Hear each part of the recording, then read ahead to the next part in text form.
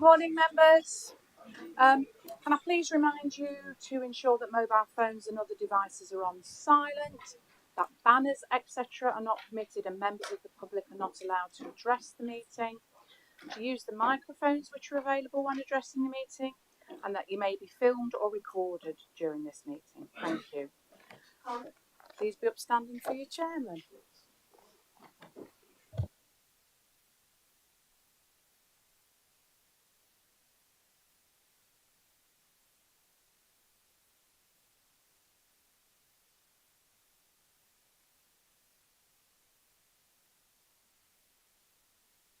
Sorry, I haven't put the right speaker on. So, unfortunately, she's not able to be with us this morning. So, it's my privilege to read a prayer to you all. And there's a well-known prayer often used by those looking for some peace of mind. And it goes like this. God, grant me the serenity to accept the things I cannot change, the courage to change the things I can, and the wisdom to know the difference. As councillors, we are in the unusual position of being able to change quite a bit. So in this few moments of silence, let's ask for the courage to do what we believe is right and the wisdom to work together and to achieve it. Amen. Amen. Thank you. Please be seated. Thank you.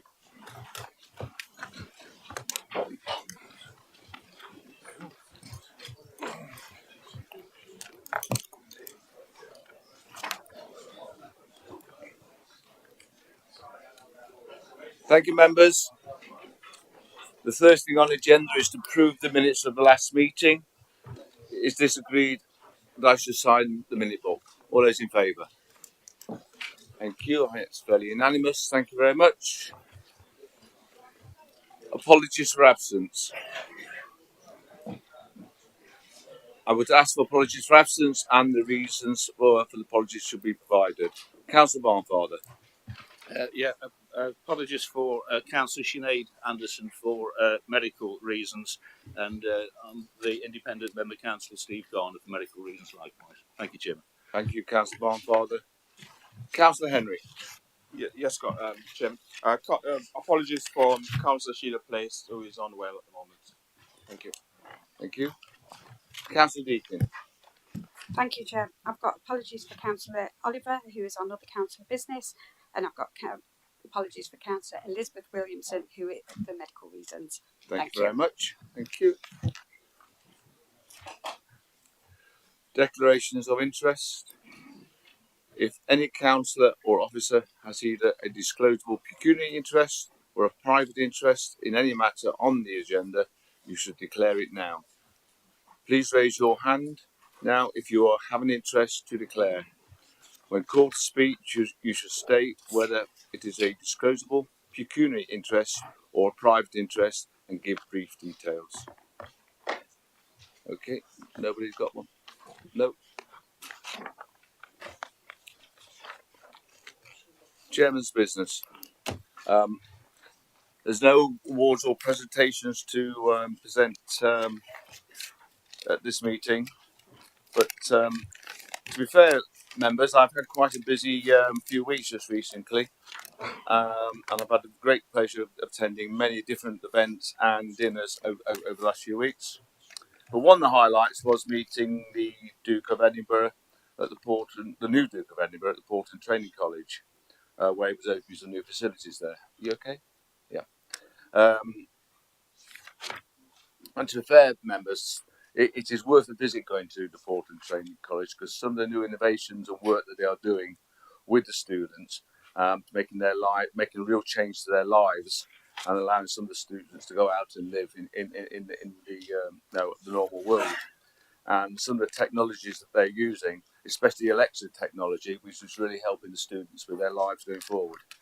It's really quite pleasing to see what we are doing there.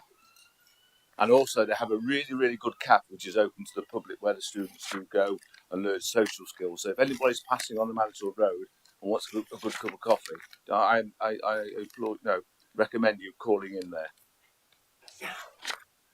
I've also had the pleasure of going down to the American Ambassador's residence in London with the High Sheriff of Nottingham, Paul Southby, where we were invited to plant a sapling from the major oak tree from Sherwood Forest, which is grown from an acorn from the major oak, and also a sapling grown from the original Bramley apple tree in Southall. So it was nice that to build relations with the Americans with Nottinghamshire, and hopefully that will go forward in the future. I've also held quite a few fundraising events over the last few weeks. I thank all members who have come along and supported me.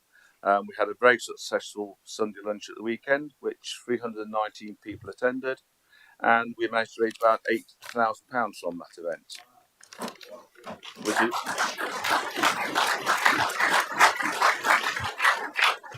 Which has taken me to over £20,000 for the year, which was the target that Gilly set when we started, which I thought was very ambitious, but she has managed to do it. And to be fair, she's done an awful lot of work in raising the money and organising the events. So really big thank you for everybody supporting me for my good cause for the Ukrainian Cultural Centre in Nottingham and the refugees in Nottinghamshire. We're doing a raffle today. There's 8 prizes. Please support if you can. It all goes to my good cause. And by popular demand, I'm going to have one last event at the Wagon Horses at Bleasby with live music. There'll be chili and rice. It's just £10 a ticket. Just come along, pay there. It's a wonderful, wonderful night. And to be honest, members, it's worth £10 of anybody's money to see Councillor Barnfather do his dad dancing.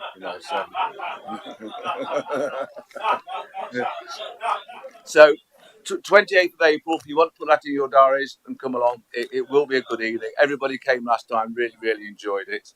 As Councillor Barnfather really enjoyed it. So, no, your support is greatly appreciated, and thank you very much indeed.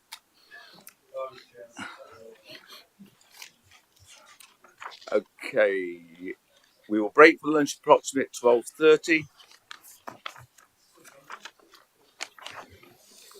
And we now move to constituency issues. This item gives members who have previously given notice by the deadline the opportunity to speak for up to 3 minutes on any particular matter relevant to their constituencies or any particular issue arising in their electoral division, which is relevant to the services provided by the County Council. This is an opportunity simply to air their issues in a council meeting.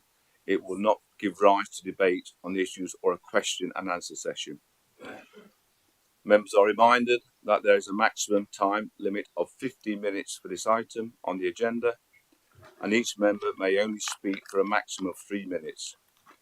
Any speech is not heard, the time that will fall can be submitted again at a future meeting. We have 8 speeches today. 6 speeches today. To have been withdrawn. May I call upon Councillor Michelle Welsh, please, regarding green and open spaces in South Arnold. Or Arnold South, sorry. Thank you, Chairman. I raised to speak about a previous open green space in the ward of Arnold South, and that's the previous Gedling school site. I had the privilege of working in a previous life with the school and the community, where we introduced a lot of community access onto that site. So there was already a multi-use game area on there. There was sports field and football pitches that were heavily used. But on top of that, we created a community facility that did adult learning. It had on-site childcare. We had money from the National Lottery that had a community gym that was heavily used by the community. We had a youth club. We had breakfast clubs there. We had holiday activities there that attracted over 60, 70 kids from the local area, part funded by Nottingham Forest Football in the community scheme. It was an absolute hub of the community. Unfortunately, when the school closed down, all of that went with it. And what has been left now is an area of land that has been left to rack and ruin. Chairman, I've been informed that the County Council intends to build housing on that area. And of course, as someone that has worked on that area heavily, I'm aware there's a covenant on that part of that area, which means you can't build housing on that area because it's full. I hear that the council has written to a minister with regards to changing that covenant so they can build on the whole of that area. It's not up to me to make that decision that happens to that land. I personally would like it returned back to the community. It's a there are elements of high deprivation in that area. An open green space, an orchard, organisations locally such as the Ark, the Methodist Church and Gedling Play Forum all have ideas as to what should happen to that land. So it's my plea here to the County Council, before you go any further, before you do any more tests, so you've done the wildlife test, you've done all those tests on the land without telling the community. I found this out from somebody else, not directly from the County Council. Before you go any further, go back to those organisations, go and speak to Gedling Play Forum, go and speak to the church, go and speak to the Ark and consult with the community before you make a decision about that open land and that open green space. Run a consultation across that community and ask them what they want. I am well aware that there are housing needs within Gedling. I'm well aware that there's a need for housing, but there is also a need for what is called by your government as levelling up. And open green spaces promote healthy communities. So please, before you go any further with this, stop, take a step back and consult with the community. And my plea would be give at least some of that land back to the community. Thank you.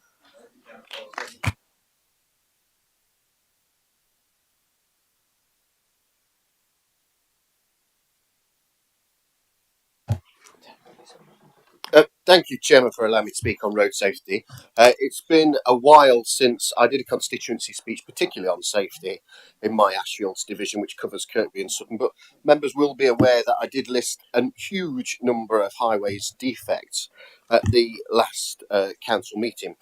Since my last speech on safety, Mr. Chairman, the roads have got worse, with drivers using race tracks at huge speeds. And members will know that the biggest issue with road safety is the state of them. On the 16th of January this year, Mr. Chairman, I was forced to publicly call for the immediate closure of Mill Lane, calling it a death trap. Mill Lane goes from Kirkby to Annesley, and it had deteriorated to such an extent that the road was impassable. Hundreds of residents complained about the dangerous state of the road. With temperatures plummeting, I had to call for the road to be closed and fixed as a priority. I asked for the closure on National Pothole Day. We complained about the appalling state of this road for months, and the County Council refused to acknowledge the problem and respond appropriately. As a result of the campaign, 2 areas have been resurfaced, but it remains an issue with no anti-skid coating. NCC tell me that they won't put the skid coating back because there's been no accidents there for 8 years. 8 years, Mr. Chairman, is when they put in and installed the first anti-skid coating. So they now want people to have serious accidents again before they restate the road back to its previous safe state. I repeat to the Cabinet Member for Broken Roads and Pavements that it shouldn't take bad publicity for this council to act, but I can give the council this reassurance that independent alliance councillors will continue to raise issues in the media where we feel the council is falling short, because at this stage you're responsible for more unsightly holes than Birkenhead. Mr. Chairman, in high pavement in Sutton in Ashfield, which feeds one of the most large schools in our area, the road is akin to the surface of the moon. From the B&J Carpets Island on Kirkby Road to across high pavement, at the side of the most expensive cycle lane in history, all the way to Sutton Town Centre, the road is unpassable. I watched yesterday as people filled it again with Viafix, and within 20 minutes the Viafix had lifted out. It's unsustainable, Mr. Chairman, that residents of Nottingham should continue to pay one of the highest council taxes in the country while having one of the poorest services provided to them in the state of our highways. No wonder businesses are turning their backs, and no wonder in 35 days Conservatives will be kicked out of power in every council in Nottinghamshire. Mark my words. Thank you.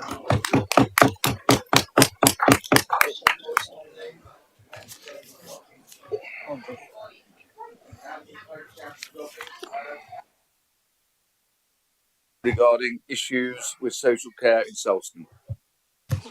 Yeah, thank you, Chair. I want to address the issues with social care in rural communities like Selston. There are several challenges facing the delivery of healthcare in rural services, including where generally older populations have larger distances to cover and poor connectivity, including whole areas of my division without access or suffering from unreliable public transport.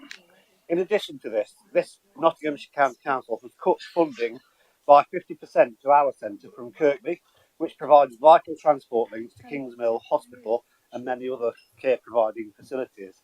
The government has said that it's addressing these issues through its levelling up agenda, yet we are not seeing we're seeing scant evidence of this.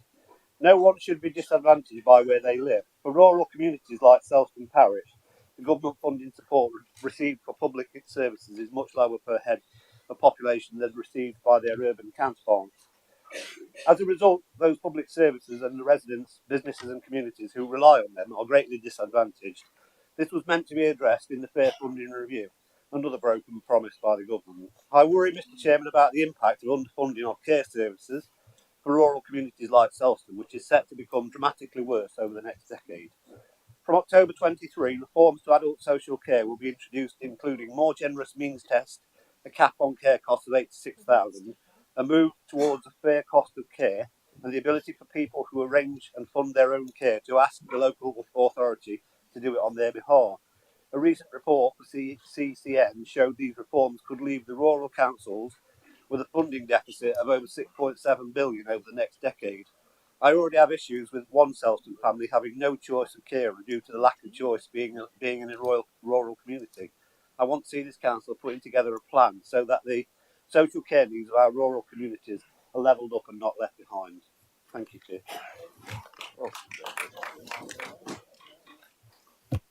Sorry. Councillor Francis Pure Hardren regarding education cuts in Bingham.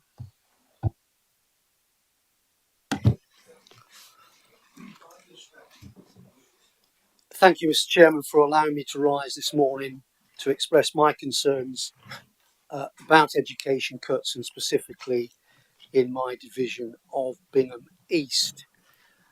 Children in Bingham, children everywhere, deserve the best possible start in life. And of course, I'm particularly talking about Bingham. Yet they're all facing cuts this year thanks to the Conservative government. Figures show that schools in Nottinghamshire face cuts of 15.9 million this year alone. 3 schools across Bingham are facing a significant funding shortfall. The government are letting the young people of Bingham down and the young people everywhere. The cuts have been revealed by education campaigners Stop School Cuts. You can find that website, which includes teachers and education specialists. This year, my own comprehensive Two-Till school faces massive cuts of nearly £338,698, which works out at £230 per pupil. Robert Miles Primary School has seen cuts of £26,916, £106 per pupil, and Carnarvon Primary School will also be impacted by huge cuts of £94,418, equivalent to £195 per child. Our children are being let down by this government. Our local schools are seeing massive cuts. Our young people's education was massively adversely impacted by COVID-19, yet the government have steadfastly refused to provide more funding and resources. Instead, they've actually chosen to make more cuts. It's imperative that our schools are funded properly. Our young people deserve the best education possible. Two-Till School and others, Two-Till School has been promised millions under a government scheme to expand and rebuild after decades of underinvestment.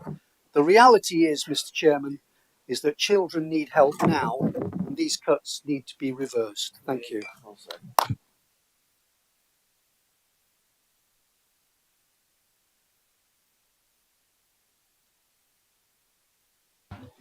Thank you, Mr. Chairman.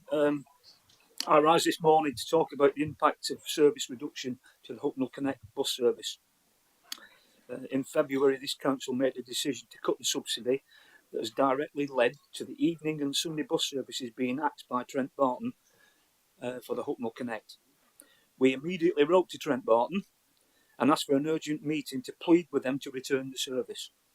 We had the meeting 3 weeks later, and they were quite frank with us at that particular meeting that Nottinghamshire County Council has removed a subsidy of £150,000 so that they were forced to make the cuts, which is less than 1/4% of the total budget. In fact, it's 0.001% of the budget. They did say at this meeting that they would retain the full service of Notts County Council if the subsidy was restored. Next week, the cuts take place, leaving large estates in Hucknall without a vital lifeline. We therefore submitted a notice of motion to this council that would save the service and reverse the bus service reductions in Hucknall Connect. The council refused to hear that, Mr. Chairman, because Mr. Neil Clark has already made the decision. It was a delegated decision. It was on a technicality. It's usually frustrating that the decision was cut the subsidy of the bus service, but save his own Rushcliffe villager. I blame him for this, and I certainly accuse him of an abuse of power. I would not do the same. The reality is, Mr. Chairman, that the people on our estates in Hucknall are really struggling, and I'm asking you to reconsider this decision. It's 0.001% of the budget, Mr. Chairman. Thank you.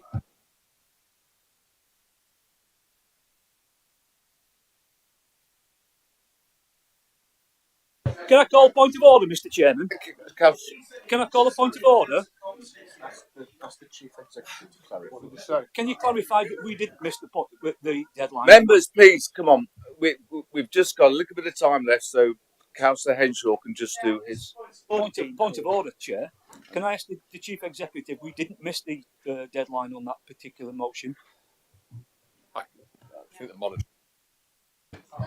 So, it wasn't because it missed the deadline. It was because it related to a decision which had been made less than a month before as an executive decision.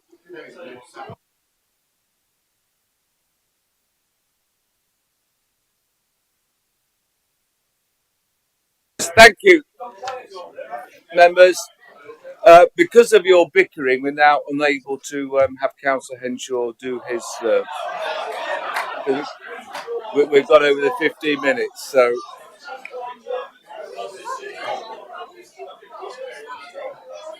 So we move on now to agenda item 6A, presentation of... Surely, Chair, it's at your discretion. I've been waiting 2 council meetings for this, and I'm only going to take 3 minutes of your valuable time. I've been advised that... The Constitution provides 15 minutes for this. I am told that the Constitution provides 15 minutes. We've now got nearly 20 minutes on this. I mean, the time is for speeches to be made, not for points of order to be raised. So surely you could just take out that little bit of time that's actually where that discussion went on. Yes. Chair, am I at football match or what? I mean, come on. Can we get it sorted? Perhaps the committee. We're moving on to agenda item 6, the presentation of petitions. No. Oh, that's all right. I was notified of 2 petitions by the deadline. I don't make the rules, this is the Constitution, I just abide by the Constitution. Perhaps we need to review the Constitution then. Maybe you may have a chance to amend it in the future.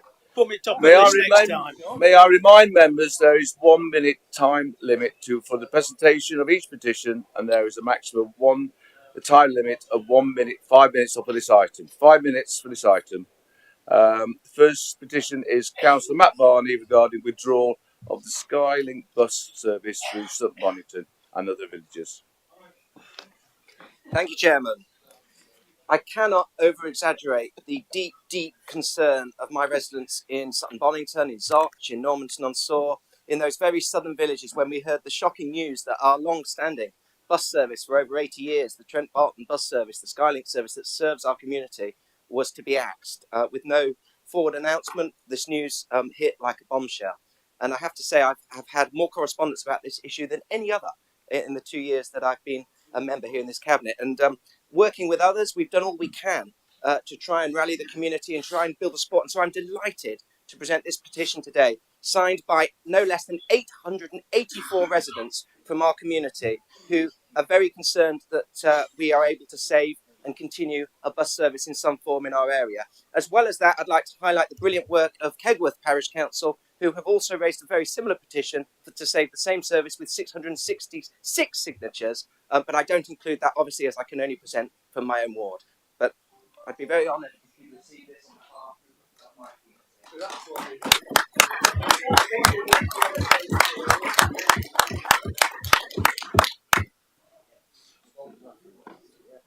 Thank you. Councillor Maggie McGrath regarding residents' parking.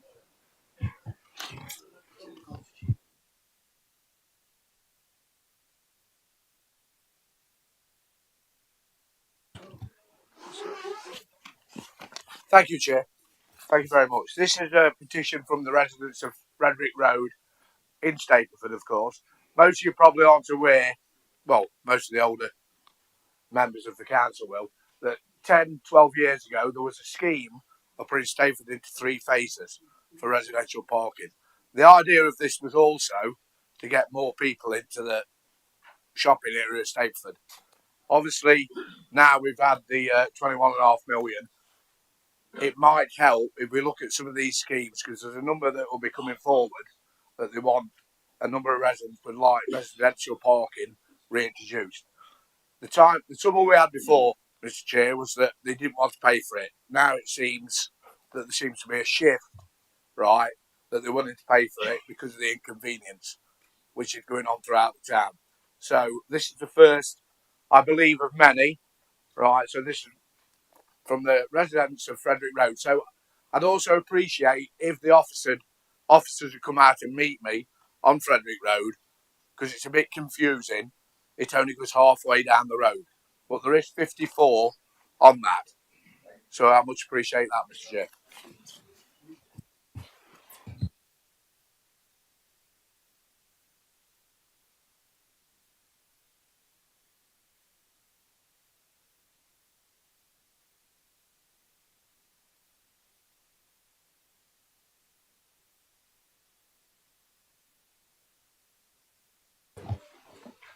Thank you. We now to ask the council to resolve that the petition to be referred to the appropriate cabinet member for consideration.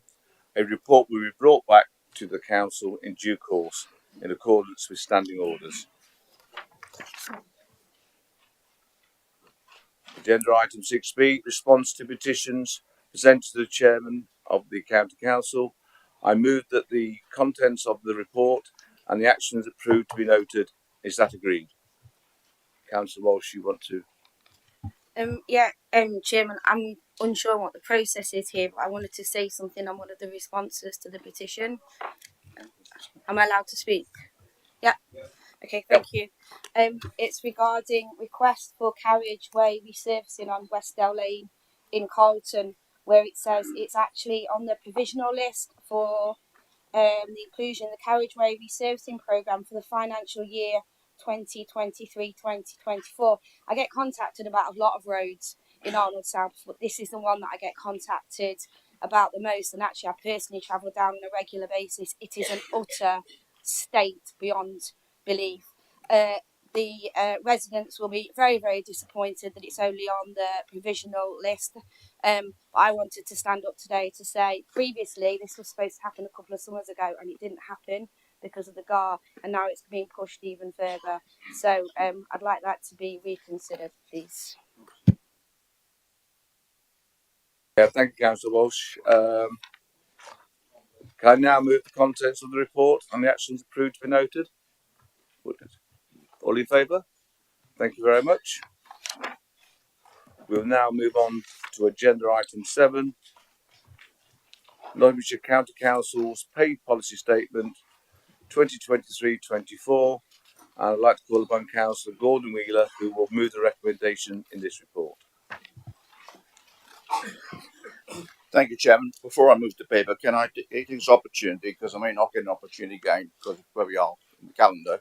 Thank you for all the immense hard work as Chairman of this Council, and also the tremendous work you've done in encouraging and welcoming schools into this chamber, particularly my schools, because I would say that, wouldn't I?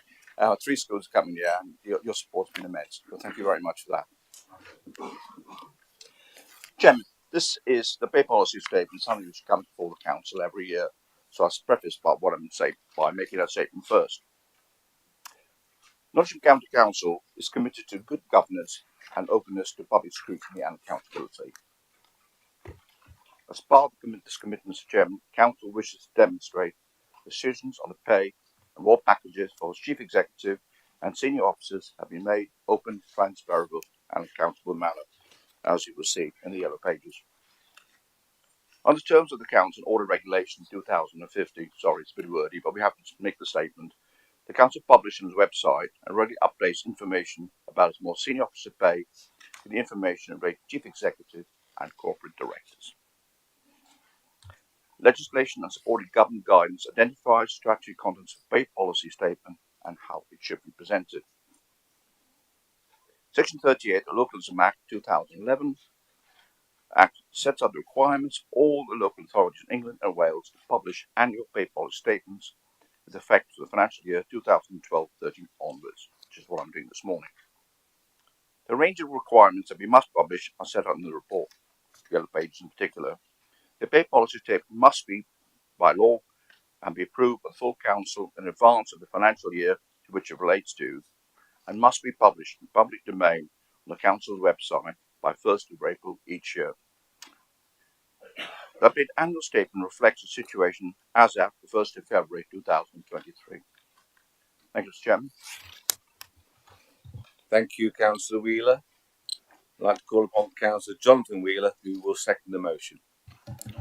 Thank you, Mr. Chairman. I second the motion and reserve my right to speak. Thank you, Councillor Wheeler. And call all members who have indicated to speak. Councillor Kate Foyle. Yeah, thank you, Chairman. And just before I go into the pay policy, I'd just like to thank you too from the Labour Group for your work, particularly for your work with Ukraine. Clearly you're doing that fundraising with real passion and dedication. It's really appreciated, so thank you very much. Okay, so about the pay policies, thank you for the mention on page 41 of Labour's commitment to the foundation living wage. Really proud of that, so I'm glad to see that still in there. And there are a number of issues here that kind of come up regularly in my work on East Midlands Council. I just wanted to raise, and this is not a party political statement. This is actually something, a plea kind of for cross-party support for this kind of lobbying, because pay is becoming an issue for recruitment and retention, as we can see. And from the wider meetings I have both regionally and nationally, this is an issue that we all see everywhere. We can't get good staff because we can't pay them enough. And of course, even though the living wage has been increased, which is great, the cuts in real terms are quite savage here in terms of some of our stuff, and they do really deserve better. One of the things I was going to ask is, despite the living wages being increased, it's been reasonable amounts as well for the next year. It is never funded by government. And again, that's not cross-party. I don't think that's happened in previous governments. So what I'm asking for us all to do is to continually make the case, wherever and whatever kind of forum you're in, to say local government needs more money to pay its staff better so we can deliver a better service to you, because we can recruit and retain our staff. So that's a request. There's one little concern I had too, which is where you've got a holding post vacant for deletion of savings. That concerned me a little bit, and I know it's come up, I think, elsewhere in other committees, but just to be absolutely sure that if we're potentially cutting jobs, just some reassurance that isn't going to mean a cut to services. Thank you. Thank you, Councillor Foyle. Councillor Garland.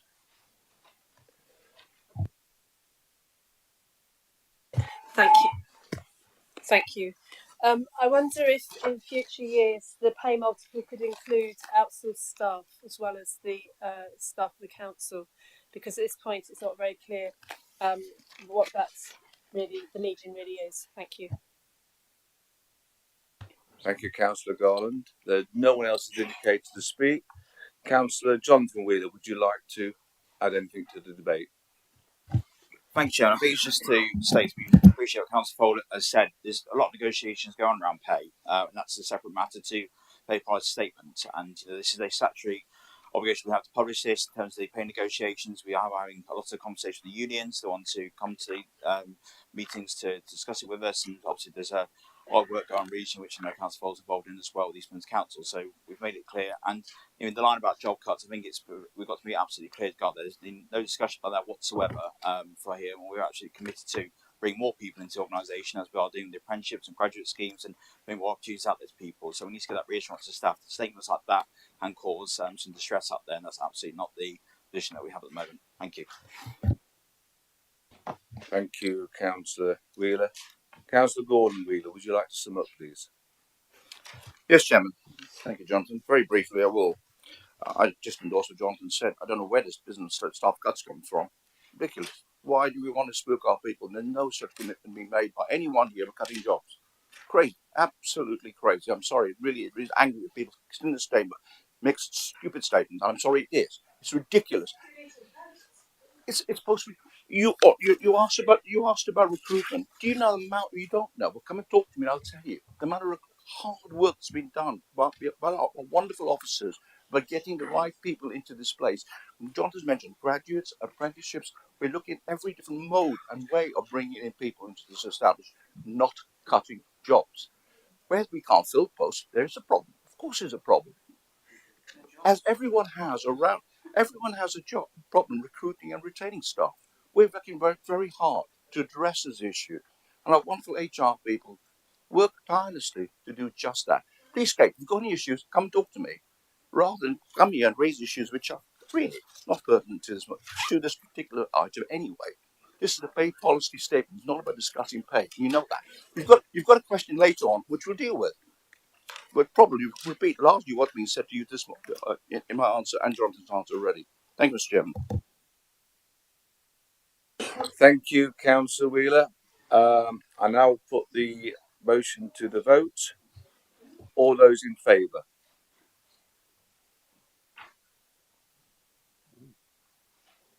I think that looks fairly unanimous. Yep, that's unanimous. Thank you very much indeed.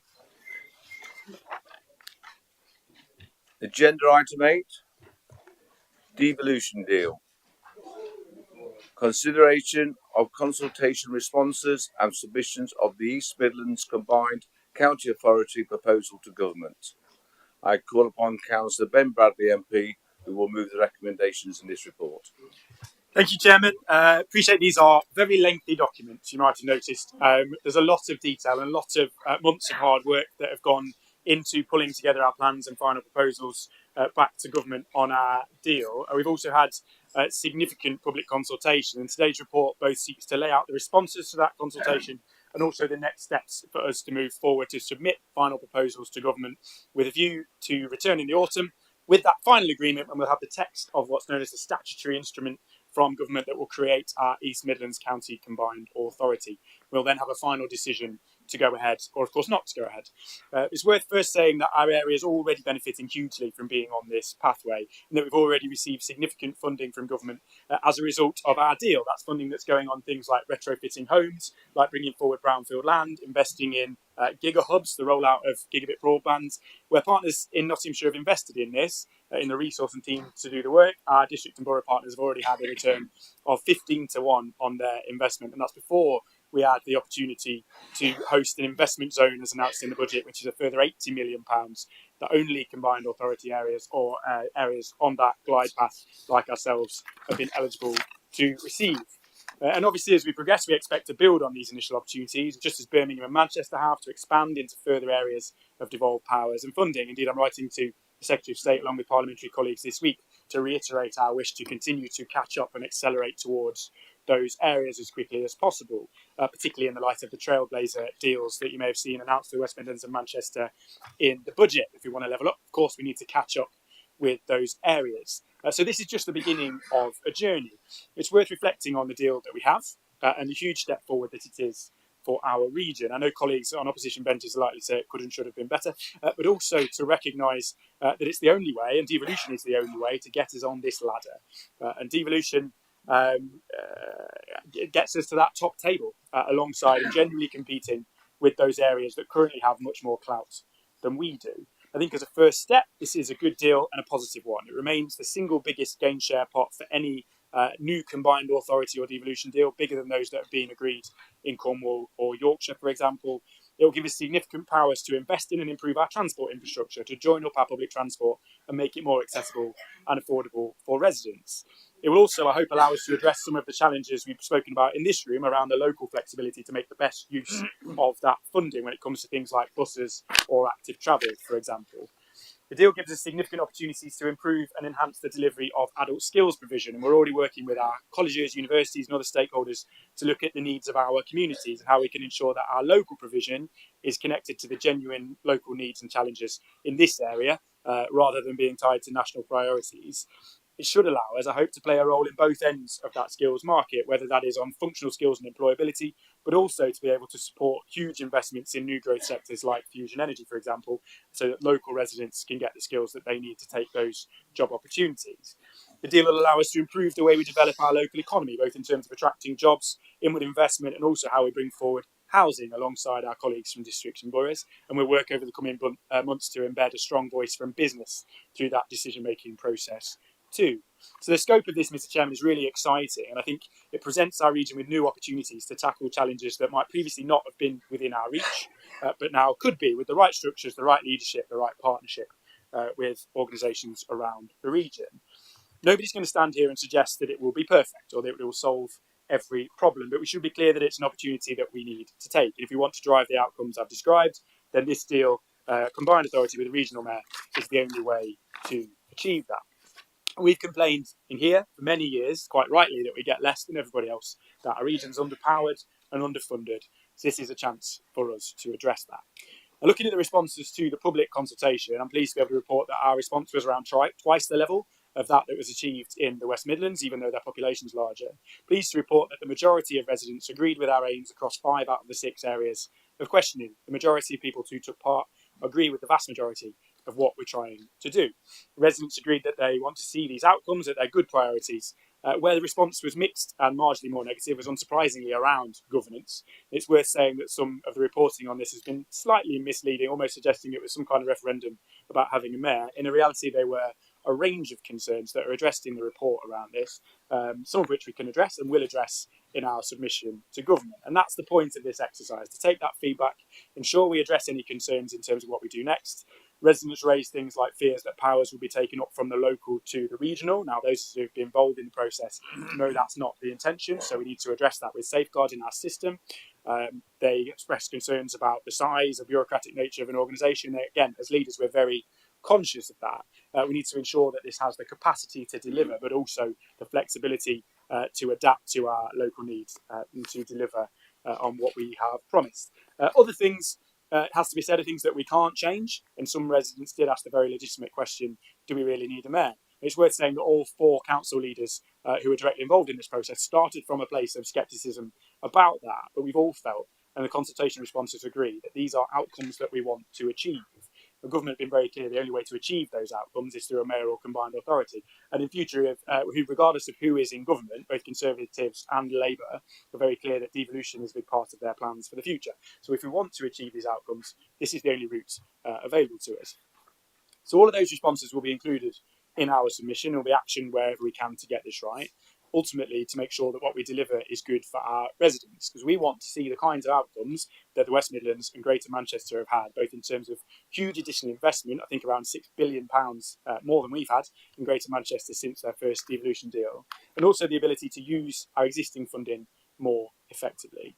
So again, I recognise there's a huge amount of information, a huge number of documents and appendices available to members, laying out all the details of the consultation, of the proposal. I recognise there's a lot to take in. So of course, I'm more than happy to answer any questions as I wind up the debate, recognising limited time today to do that, but also to continue to offer briefings and information to colleagues behind the scenes as the final submission comes together in the coming weeks. We are the final one of the 4 member councils to consider this report, which has been joined up jointly by councils led by both Labour and Conservative administrations around the region, and one that has so far been approved by all 3 other councils in Derby, Derbyshire and in Nottingham last week. So I hope that, aside from the continued pressure that, of course, I expect for us to keep batting for more and for us to keep developing this to secure more powers and funds in the future, I know that's likely to be part of this debate. I hope we can collectively agree that these are outcomes that we're keen to achieve. We want to be at the top table, we want to play in the Premier League, however you want to describe it, and we want to see this move forward in order to do that. I'd end just by saying I'm very grateful to colleagues here, to officers who have spent a huge amount of time on energy on getting this to this stage, the penultimate stage now in terms of making this happen ahead of that final decision in the autumn. And also to partners and stakeholders around the region, from business, from education, from districts and boroughs, who have been positive and constructive about this and have sought to achieve those outcomes and to find ways to achieve those outcomes that we all agree we want to see. So I hope that we can take this next step today. I'm pleased to be able to put forward the recommendations in the report to you. And I really look forward to working with all of you and with all of those colleagues that I've mentioned to deliver those outcomes in the years ahead. Thank you, Chair. Thank you, Councillor Bradley. I call upon Councillor Bruce Lawton, who will second the motion. Thank you very much, Mr. Chairman. I would like to second the motion and reserve my right to speak. Thank you, Councillor Lawton. I'll call upon members who have indicated to speak. I'll call upon Councillor Mike Pringle. Thank you, Chairman. First, let me applaud your efforts today on the year in supporting the Ukrainians locally. Excellent work, fantastic figures at the end of the day. So, really, really thank you from that point of view. Short but sweet. You're quite right, Ben. Leader. But it's not just opposition parties that think this could have and should have been better, as you're aware of that. And that's nothing changed. We've had this discussion many times, but it certainly should have and could have been better. Thank you. Thank you, Councillor Pringle. Councillor Kate Pole. Okay, thank you, Chairman. Yeah. As I think we've already discussed, and Mike has already said this, that we will be voting for this. It is the only deal on the table, and we really do appreciate the time and effort that's gone into getting this far, because I can see how difficult it's been and how many meetings and the fact getting people around the table like this is good. So thank you for that. But as Mike has just said, we're far from convinced it's a good deal for the county and our region, and I'm glad you admit it's not perfect too. I think that's very honest, Ben. And it certainly won't level up the massive and increasing inequalities we have in our region. I mean, as I keep saying, £17.27 per person per year. It's not going to do a massive amount of levelling up. It's going to be helpful, but it's not going to level up massively. And I just want to look at some of the statistics in the proposal document, the devolution proposal document, because some of it is a real shocking read. It's a good summary of how unequal our region is. Just look at, for example, it's page 120, health. In some parts of England, people on average live around 15 years longer in good health than people living in Nottingham. But there's no mention from any of health and social care in the proposal, so that's one thing I really would urge you to kind of to progress. Page 120, investment. The latest data for 2021-2 on public spending per person shows the wider East Midlands region received the lowest amount of investment, that is, of any region. So how much so-called levelling up money did we actually get in Nottinghamshire? Some districts got none, as I'm sure some of my kind of colleagues will tell you in a minute. Workplace pay. 7 of the area's authorities are amongst the lowest ranking nationally, including Gedling, Mansfield, Newark and Sherwood and Broxtowe. They were the ones in Nottinghamshire. And the link between population health and well-being and there being good jobs is well made, but how actually we're going to make that happen? How can we prevent the low-skill economy from just extending further? You may be confident that the so-called free market will produce good jobs, but where is the evidence that this is very likely to happen? I'd love to see it. Now, a word on the consultation. I mean, I think the numbers are so low, 4,869. It hardly is a representative sample. Yeah, I know work went into this, but clearly we've got to get a consultation better than this if we're going to be taken seriously on consultation. Because people are, if you talk to people, very cynical about it. Even Ipsos, who oversaw the consultation, admit that in the report, in their words on page 187, that the respondents were self-selecting, and this is a quote, findings should not be aggregated up to be representative of the population of the East Midlands. And even if you disagree with that, what difference have the responses really made to the proposal? What has really changed as a result of an expensive consultation on this scale? The answer is it has barely changed, except in a few places where the wording has been changed for clarification. The majority of the suggestions have been met with a no change response. So the belief that that comes clearly through the responses we did get is that it's a done deal is absolutely right. People aren't daft. If the mayor proposal clearly didn't go as well as I'm sure you'd hoped either, which is a bit awkward for you, however the Conservative Party fancies as a candidate, which I think Ben might know who that might be.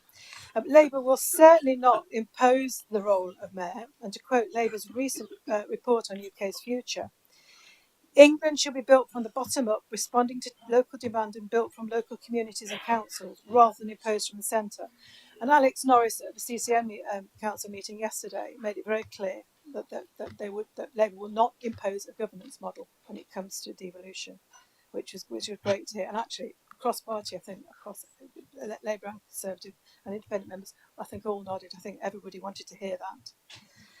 Labour are clear that devolution could take a variety of forms, not simply combined authorities and mayors, and will be firmly grounded in local assent. And the evidence from its devolution consultation exercise is clearly that the jury is still out over whether people want a mayor or not. And I think the fact that it's been imposed from Westminster is what people are particularly concerned about. One statistic that jumped out at me in subject to the consultation was the low number of younger people who responded. Those that will be impacted throughout most of their adult lives, I hope, if it all goes as we hope it will, by this deal. 245 people under 25 responded, and yet they make up 29% of the population of 2.2 million. I'd like to see better engagement and better understanding and more enthusiasm from young people about this kind of deal. If you want people to engage properly in our communities to take proper advantage of this, much more work needs to be done to really explain what the changes will mean and how they can be part of it. I know it's difficult, but I think there are better ways we can do it. Okay. So is it the best deal it can be? Clearly not. So we'll vote for it. And I suspect, just like the state of the health service, state of some of our schools, it will need a Labour government to lay proper foundations, deliver proper democratic reforms,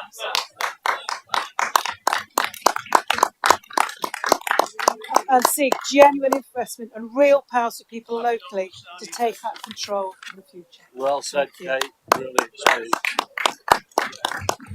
Thank you, Councillor. Well, Councillor John Clark. Yeah, thanks, Mr. Chairman. Apologies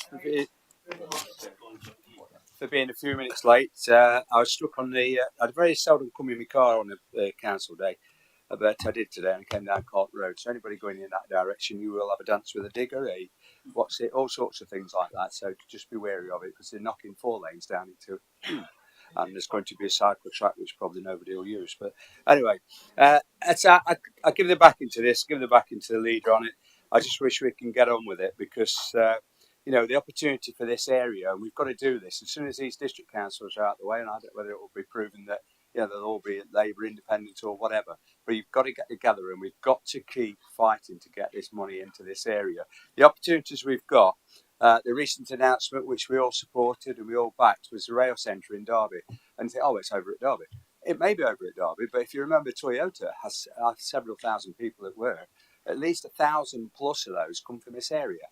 And the same spin-off will be for the rail centre.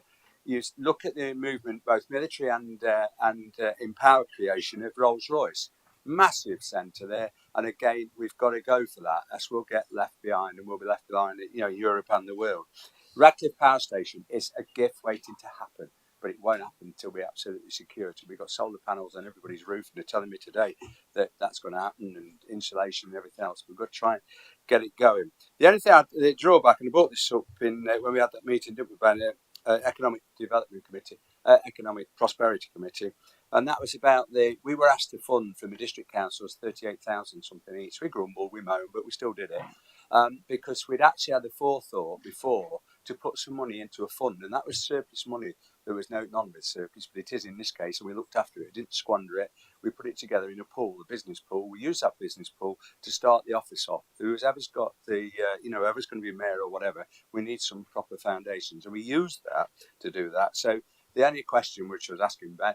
Was saying that, what did Derbyshire put into it? And Derbyshire didn't put a penny into it, which seems grossly unfair, but we can moan for that forever. Let's just get on with it and try and get this, try and get it going. The 11 in Up Fund, I think it was mentioned, I don't think Kate mentioned it. The 11 in Up Fund, unfortunately, is we haven't got that yet in Gedling. We will get it eventually. but 10% of that has only been spent up to now, and this is why we've got to keep a foot on that accelerator to make sure that we're there. We're the East Midlands. We're the people that we're pushing for this, and we demand our rights. West Midlands had it. East Midlands, North East has had it. All the sort of areas like that. Cornwall's now getting chunks of money. We've got to fight for that money. Unless we're at that table, we will not do it. But I suggest soon after this that I would like to have seen something moving with a shadow authority quickly, so that you can actually step in whenever it happens next May, or whether it gets delayed or whatever, that we're ready to go, and it is a clear business plan for it, and we can look at it that powers money into this region, which will help with education, with apprenticeships and all sorts of things like that, and help our businesses. So I fully support it, Mr. Mayor. I have reservations, not Mr. Mayor, because I'm in the wrong chamber. Mr. Chairman, I fully support it. But, we have reservations. We're all going to have them on that. But sometimes we've got to bite our lips a bit and just get on with it. And let's see if the Rishi or whoever takes over or whatever happens with it actually gets some money into this region, which is sadly needed, but has got the prospects, which I've said. Those big ones, they're only small ones. There are other places, small businesses that are driving this region now, and they need support of a strong mayor. Thank you. Thank you, Councillor Clark, and thank you for my promotion. Councillor Dudley. Thank you, Mr. Chair. I think members will know of the Independent Alliance's reservations about East Midlands Combined Authority, and I think we've got extreme disappointment in the report today for a number of reasons, particularly that members have mentioned about public engagement, which has been incredibly poor. And we had a number of guarantees at the last, when we were persuaded to vote for the public consultation round, that it would be meaningful and it would be engaging. Well, it's proven to be neither of those things. We accepted as a cast iron guarantee that council tax would not go up as a result, although residents in Greater Manchester were told similar, but their bandy council tax for the Manchester Mayor is £215.90. And despite those assurances that we've received, it is important to remember that it's nobody in this room's assurance to give. That is, unless, Councillor Bradley, that you do want to confirm today that you are standing. I mean, you've hinted at it enough times. It would be useful, because then at least we'd be able to hold your feet to the fire. I mean, you said to the Local Democracy Reporting Service on the 17th of February that you will likely make a decision in the autumn about running to become the East Midlands' first elected mayor. Mr. Chairman, the reality is that over a generation of more, Nottinghamshire has been hugely underfunded, and I've raised time and time again the fact that identifiable public infrastructure spending has been the lowest per head in the East Midlands. So this whole process should have started with an apology, but because the leader has made this all about himself, the comments in these documents are intrinsically linked to his leadership. In 1.1, views expressed about an elected mayor, views that a mayor is not needed, it would put too much power in one person, and it's only proposed to enable certain politicians to further their own career. 1.2, the response is all about the leader of the council, the man who is not happy to just be a leader of the council, the county councillor and MP for Mansfield. By associating yourself so strongly with this position of a mayor in some sort of Trumpian way, you've damaged the cause that you speak about championing. And having a mayor suits you when you think you can win. Where you know you can't win, like Mansfield, you want to scrap it and you put up cannon fodder. The message to the people of Mansfield is that you want to scrap the mayoral position, and you're campaigning to establish it in the first place. Look, let's go back to the consultation responses. Less than 0.2% of residents took part, and the consultation says no change. 5,000 residents who took part out of 2.2 million people are largely ignored, because clearly only one opinion mattered. Only one voice mattered in this consultation, and that was the voice of the leader of the council. They made valid points. An added layer of bureaucracy, ignored. Concerns about an additional cost, ignored. Views expressed that local politicians are making power grabs, ignored. A mayor is unnecessary, ignored. Through the document on the yellow pages, no change, no change, no change, all the way through the document. Except what is clear is the people of Nottinghamshire do want change, just not in the way you think they do, Councillor Bradley. You only have to look at the opinion polls to understand that the people of Nottinghamshire do want change, and they want a change from this rotten Conservative government that's run this country and this county into the ground. It was only on Tuesday in this chamber when we were hearing horror stories about residents practising their own DIY dentistry during Health Scrutiny Committee that I watched online. Councillors from all parties criticising the Conservative government for once again letting down the poorest in this country, for comprehensively failing us to access NHS dentistry. Later on this afternoon, we'll be hearing about 1 in 5 children having to claim free school meals in the county.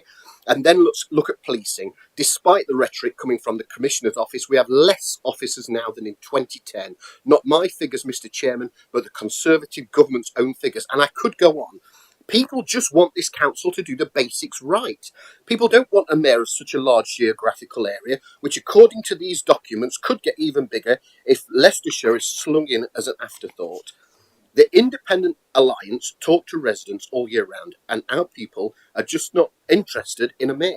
That's why maybe engagement was so low. I repeat, at 0.2%. At the last full meeting, Mr. Chairman, there's a number of things I want to say, but I think the Independent Alliance cannot support this on the basis that members of the public have been roundly ignored. It was a fake consultation, a tick box exercise with one voice counting, and we have to stand by the residents of Nottinghamshire who spoke loudly, and you are spitting in their face today by ignoring every single recommendation they made. Every single recommendation. Mr. Bradley, tell me one thing you've changed after listening to anybody. The only view you've listened to is the one in the mirror. Thank you. Councillor Michael Payne, please. Thank you very much, Mr. Mayor. I think it's fair to say that people will be deeply... Sorry, Mr. Chairman. I think it's fair to say people will be deeply sceptical about this deal.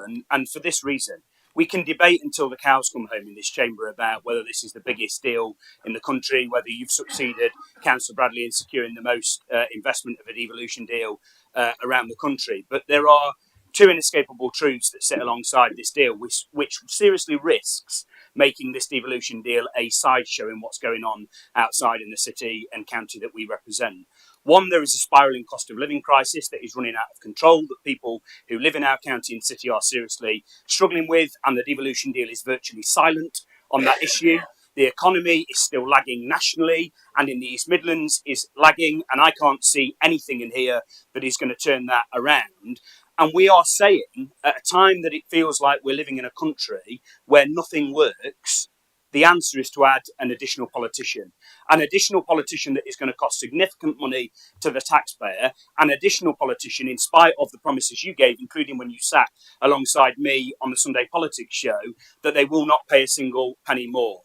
It's completely not true. It's borne out in the paperwork here that there is a potential mayoral tax and levy to be levied against the residents in this county. And I think people will be asking the question, why on earth do we want an additional politician, an additional layer that is going to cost us money, when we can't fix the roads and the pavements, we can't see a GP, we can't get an appointment at the hospital, the police don't respond to antisocial behaviour and crime, and don't just take my word for it, Councillor Introner and Councillor Turner will talk to you about it. Read the front page of the newspaper where they say they've seriously lost trust in the Conservative Police and Crime Commissioner and that their vote for her was misplaced in the last election. Police numbers lower than when Labour last left office. The country is in a mess. Nothing is working. And there is nothing in this devolution deal that gives me confidence that that is going to change. And it's not just the people who live in the city and the county who are sceptical. I'm sceptical as somebody who represents Gedling too, for this reason. In October 2021, your government, you sit on the green benches with them, announced a £4.8 billion levelling up fund. This devolution deal is one flagship part of your levelling up manifesto promise. And how much have you spent of that money? 10%.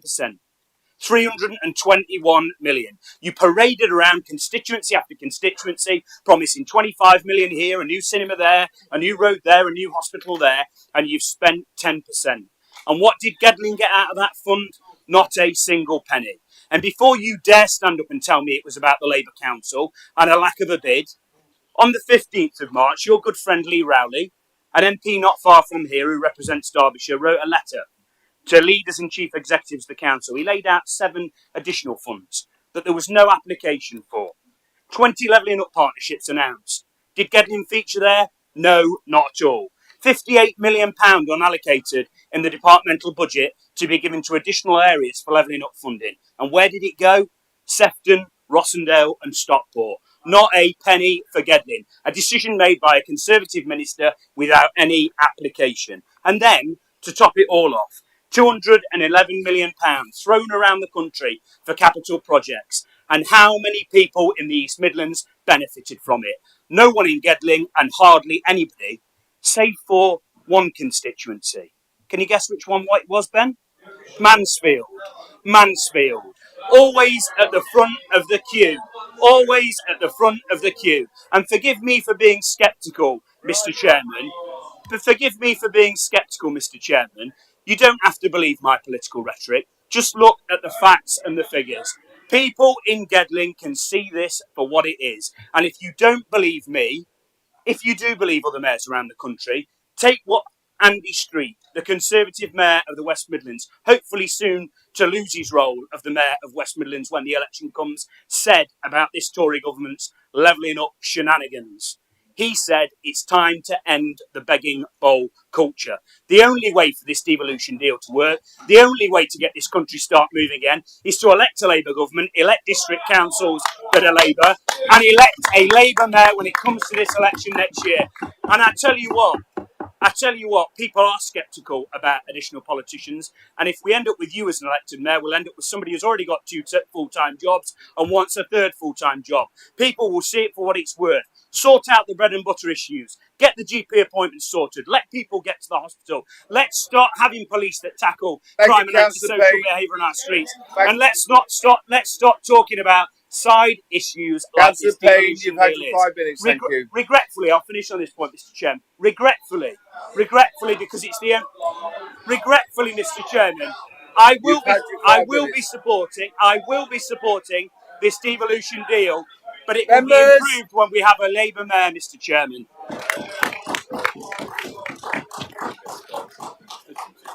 Yes. Councillor Carr. Thank you. Anybody think there was an election coming up, wouldn't there, really? But you go. Can I just remind, actually, Councillor Payne, that at a previous meeting, you and Councillor Clark were lectured on having training for your officers via a member opposite. The member opposite clearly didn't know that the county council's own levelling up bid failed. So that was, I shouldn't take any lectures from them. The devolution deal, I would describe it in 3 words, Mr. Chairman. A Tory vanity project. The same as levelling up is a Tory vanity project, for all the reasons that people on this side have already given. And I also put you right on when you said, Councillor Bradley, that nothing will move from the districts and boroughs to the new mayor. Well, the districts and boroughs will be losing the Shared Prosperity Fund in 2025 to the new mayor. So that's devolution in reverse, isn't it? The poor response in this consultation doesn't surprise me, because having been in politics for 40 years, I've come to the opinion that a consultation is only done when somebody's made their mind up that it's going to happen anyway. And I think that's definitely the case here. But there's another consultation going on at the moment, which probably most of us in this room are doing, and that's knocking on people's doors about the local elections on the 4th of May. And I have to tell you, I have not met a single person that thinks having a mayor and a combined authority is a good idea.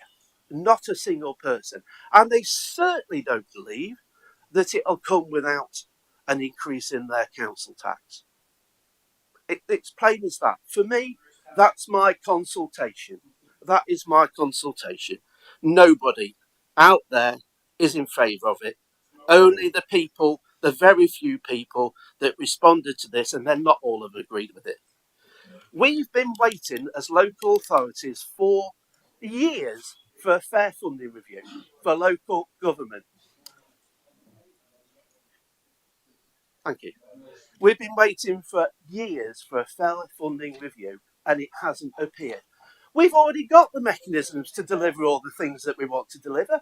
If the government have got this money to give out now, they should be giving it to local government now and letting us get on with the job instead of starving us with funds so we can't do things, instead of starving buses that people can't catch anymore because they've been taken off because the subsidy's been taken away.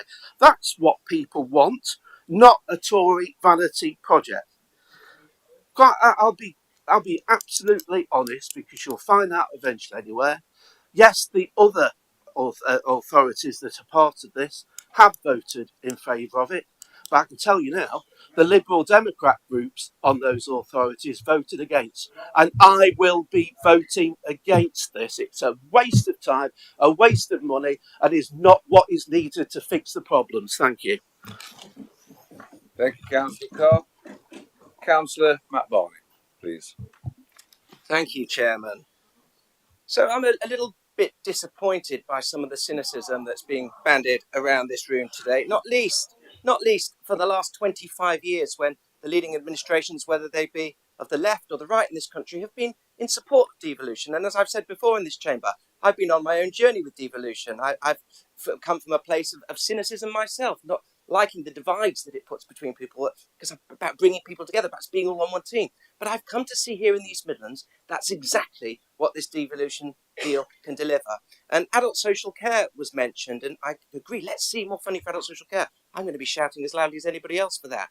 But the potential for adult social care with a devolution deal is just enormous. It will enable me and my team to work ever closer with our friends in the city, with our friends over the county border, to pool resources, to drive economies of scale, to not be competing with one against each other against staff. These are fantastic things, incredible things. And so it literally breaks my heart to hear the cynicism poured out at this time of election. We say we're knocking on doorsteps and people don't want a mayor. What are we telling them? Are we telling them that this whole deal is just a disaster that's robbing them of more taxes and going to give them more bureaucracy, when we should be telling them what it's going to bring to the people of the East Midlands is more wealth, more revenue, and the ability to do more things than we've ever achieved before? And they say nobody's in support of a devolved mayor. Well, there's one person that appears to be, and that's Gordon Brown, who I think has also been on his own journey with devolution over many years. 20 years ago, he wasn't a supporter of mayors. Now he is, because he realises where you've got cross-boundary situations, like here in the East Midlands, you have to have one voice. And I have to say, I personally don't care what colour or who the mayor representing us is, as long as they have as clear a voice as Ben Houchen has, as long as they have as clear a voice as Andy Burnham has, and day in, day out, they're on the television, they're in Westminster, and they're advocating for the people of the East Midlands. That's what this is about. And can we please cut the cynicism, stop playing pathetic politics as we run up to election, and get behind this incredible, wealth-creating deal for the residents of the East Midlands?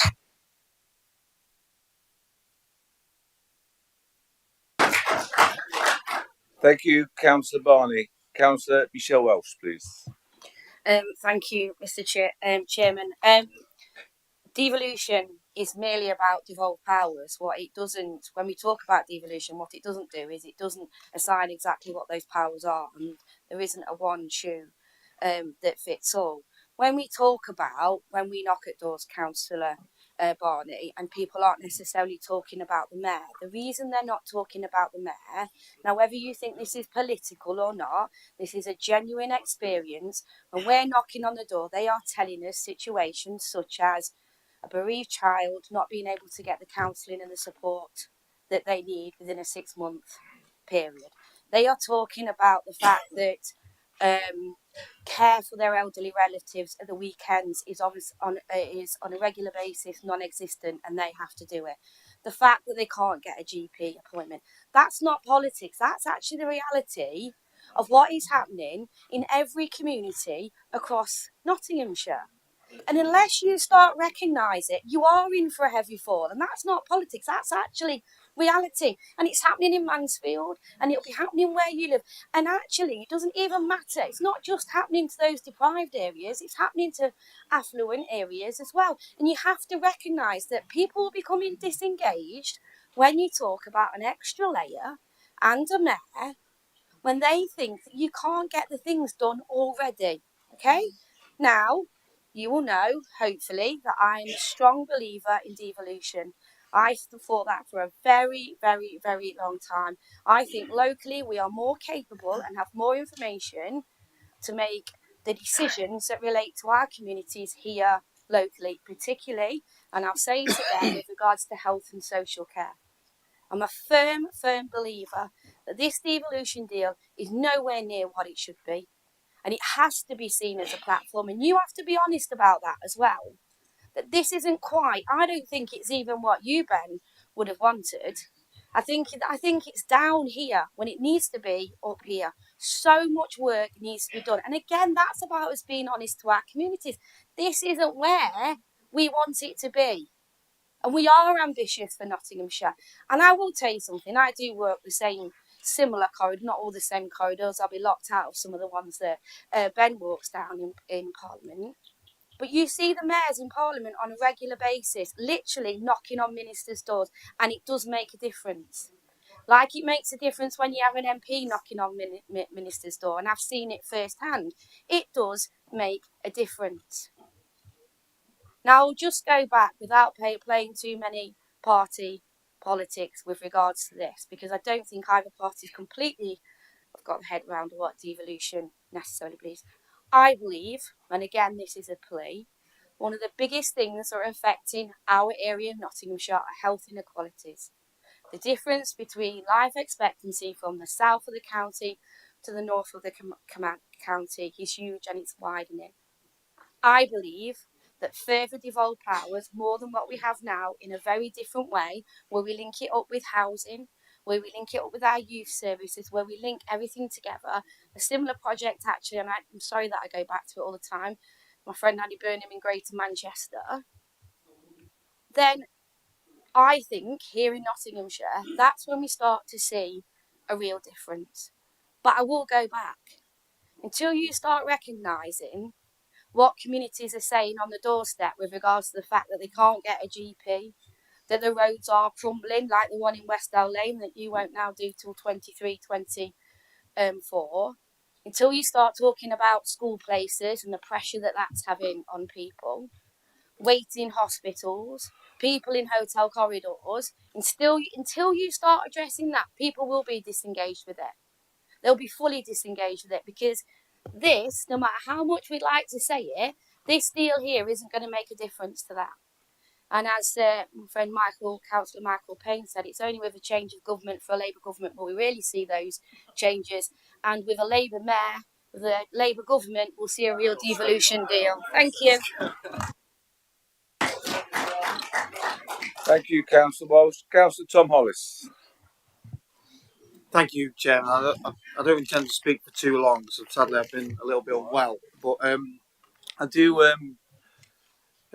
just firstly want to thank the comments from Councillor Welsh, Councillor Payne particularly, but also Councillor Carr and Zadrozny, because I think they express my feelings entirely perfectly. And I don't want to touch on hardly any of the points they made, because I agree with them entirely. Simply to say, the residents that I speak to, obviously regularly, but more recently we've spoken to them quite a bit due to the elections, aren't raising with me a new layer of bureaucracy. They're raising with me all the issues that Councillor Welsh just raised and Councillor Zadrozny raised, the cost of living, the roads, the pavements, the lack of funding for the children's centre in Huthwaite, all sorts of really, really important issues that are, of course, troubling people at the minute. They aren't talking to me about the need for an extra layer of bureaucracy. However, I've been blessed to represent my village and town for the last decade, and I understand that bureaucracy is important at times. You do need to have the right infrastructure in place to provide the services. However, I certainly don't think this is it.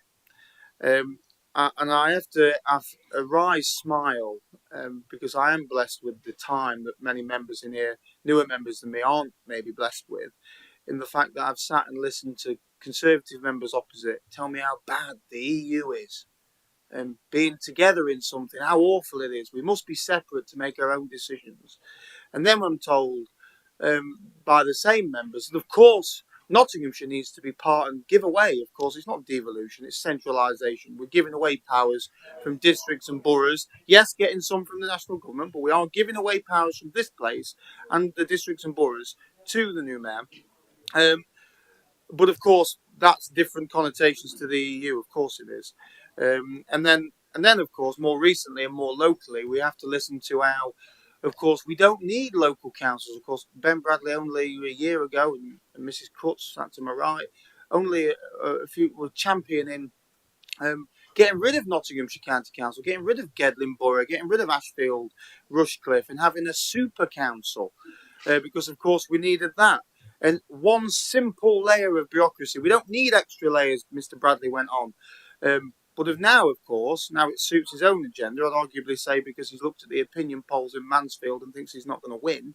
So now, of course, he needs to create a new layer of bureaucracy, which of course he can win, because he's not going to be the leader of Nottinghamshire County Council next time. And because sadly many of the members behind him won't win.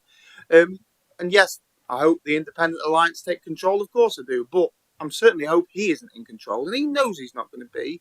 So, of course, we need this extra layer of bureaucracy, and maybe he'll still get his free football tickets, maybe he'll still have a nice pension from Parliament, but we need the right decision-making, and it's so hypocritical that only a year ago we wanted something, now we don't. But my real point is we need to be tackling the real issues, and creating a Ben Bradley swan song isn't. And do you know something? I'm going to embarrass him, but Councillor Moxon, who I work with on the Place Committee, he is such a great guy. And do you know something? He's got some fashionable, questionable fashion choices, but other than that, he's a great guy. And I will be sad to see him lose his seat because of poor decisions by the Conservatives nationally and locally. And it's obvious that if Ben Bradley seriously thought he were going to win the mayor of Mansfield, we wouldn't be having who the candidate is. It's obvious that that person's going to come last. However, and look, don't take my word for it. In 4 weeks, you'll know the answer. We'll have 35 Ashfield independents representing Ashfield District Council and probably still a Labour mayor for Mansfield. We know what's going to happen. But don't take my word for it. We'll have a conversation in 4 weeks' time. But don't let Ben Bradley lead good backbench Tory members down the hole. There must be members sat in the group who think like common sense that no, we just want to represent the people of Nottinghamshire. We do not want to be giving our power away to some centralised role. We are voted in locally. Look what's happened with VIA as an example. We don't have direct power over roads and pavements anymore. We've given that away to a private company, which now we own a part of. This so-called centralisation is just going to be another example of giving things away. We want to be in control of them locally so we can look residents in the eyes and say what a great job we can provide. But ultimately, I think points have been made. Thank you, Councillor. I'm totally against this. Thank you, Chairman.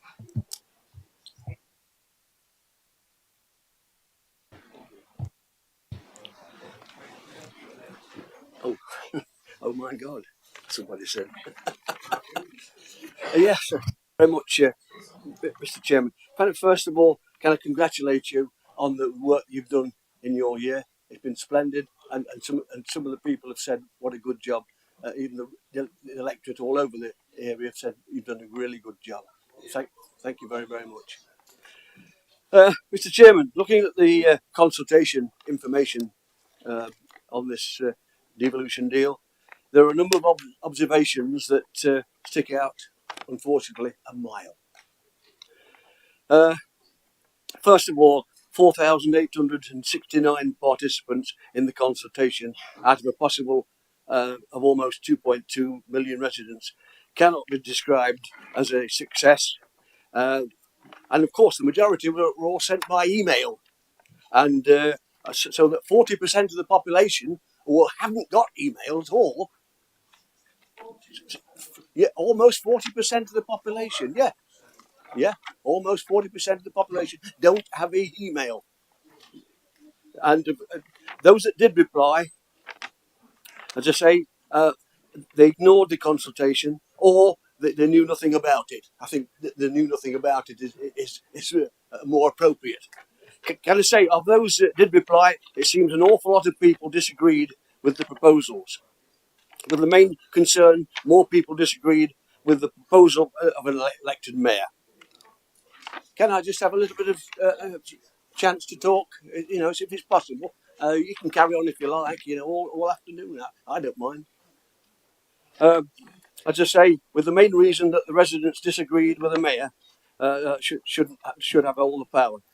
They agreed that he shouldn't have all the power. On the door, it was said all decisions should be made by a group of councillors rather than, as I say, a mayor. And representing all areas so that you get the positions of all the councils to make sure that the decisions are made on the right way. It just seemed the government has already made the decision on an elected mayor anyway, so it was a waste of time asking the electorate what they thought of the decision anyway. Mr. Chairman, many of the residents thought that decisions had already been made on the consultation, and it was pointless.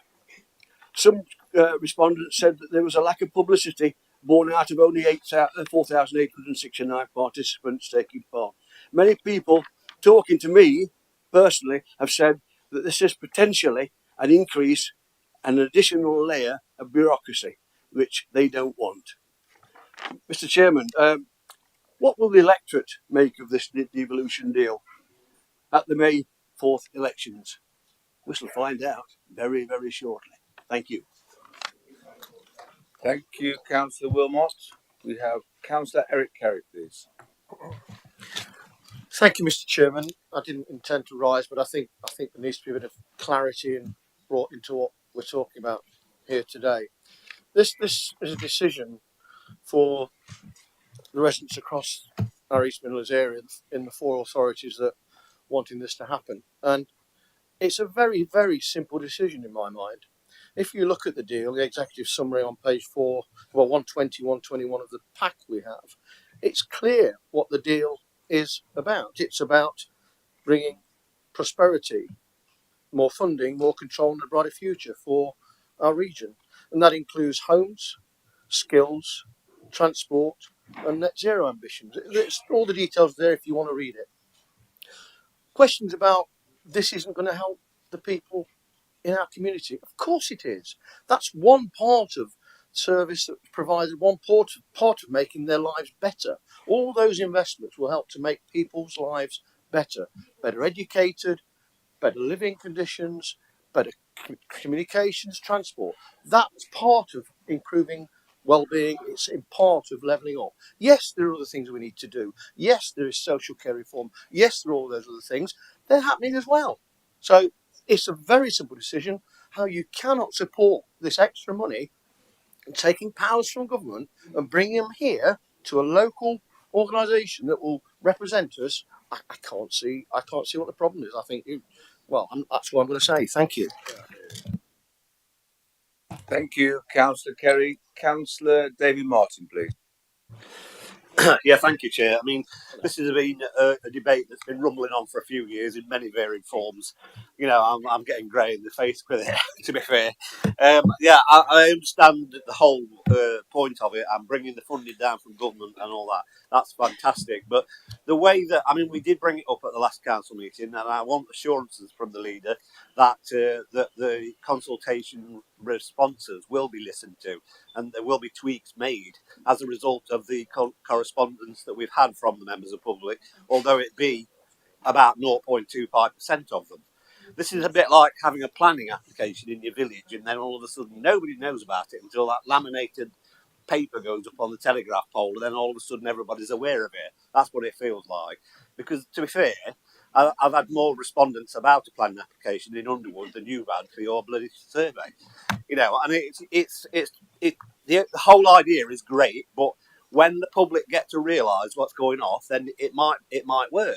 But you haven't communicated with them. That's what we're saying, and we said that last time, and we're saying it again now. You haven't communicated with them, and their reaction will be borne out in whichever way it's borne out. We recognise the investment is great. We're not saying it isn't. We know it is, but it's just the way it's been handled, and I think that is what's going to come back and bite you. Thank you, Chair.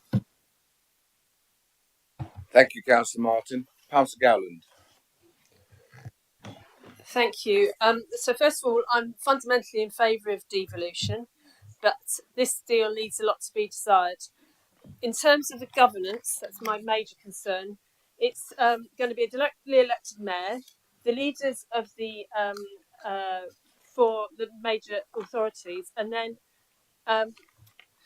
4 further members appointed by 4 of the constituency authorities, and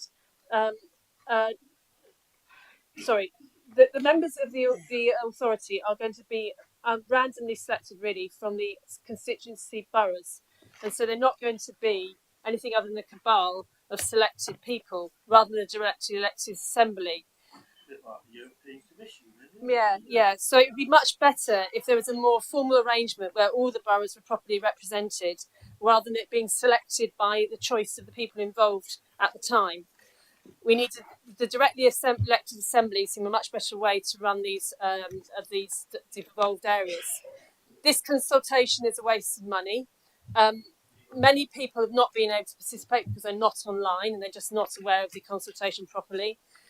I'd also like to suggest some of the things that are not involved. I'm going to bring up schools later. Schools admissions, I suggest, should be involved in this because, you know, the boundaries of Nottinghamshire and Nottingham City, Derbyshire and Derby City are rather arbitrary, where children have not got 4 schools in their area unless they go across borough areas.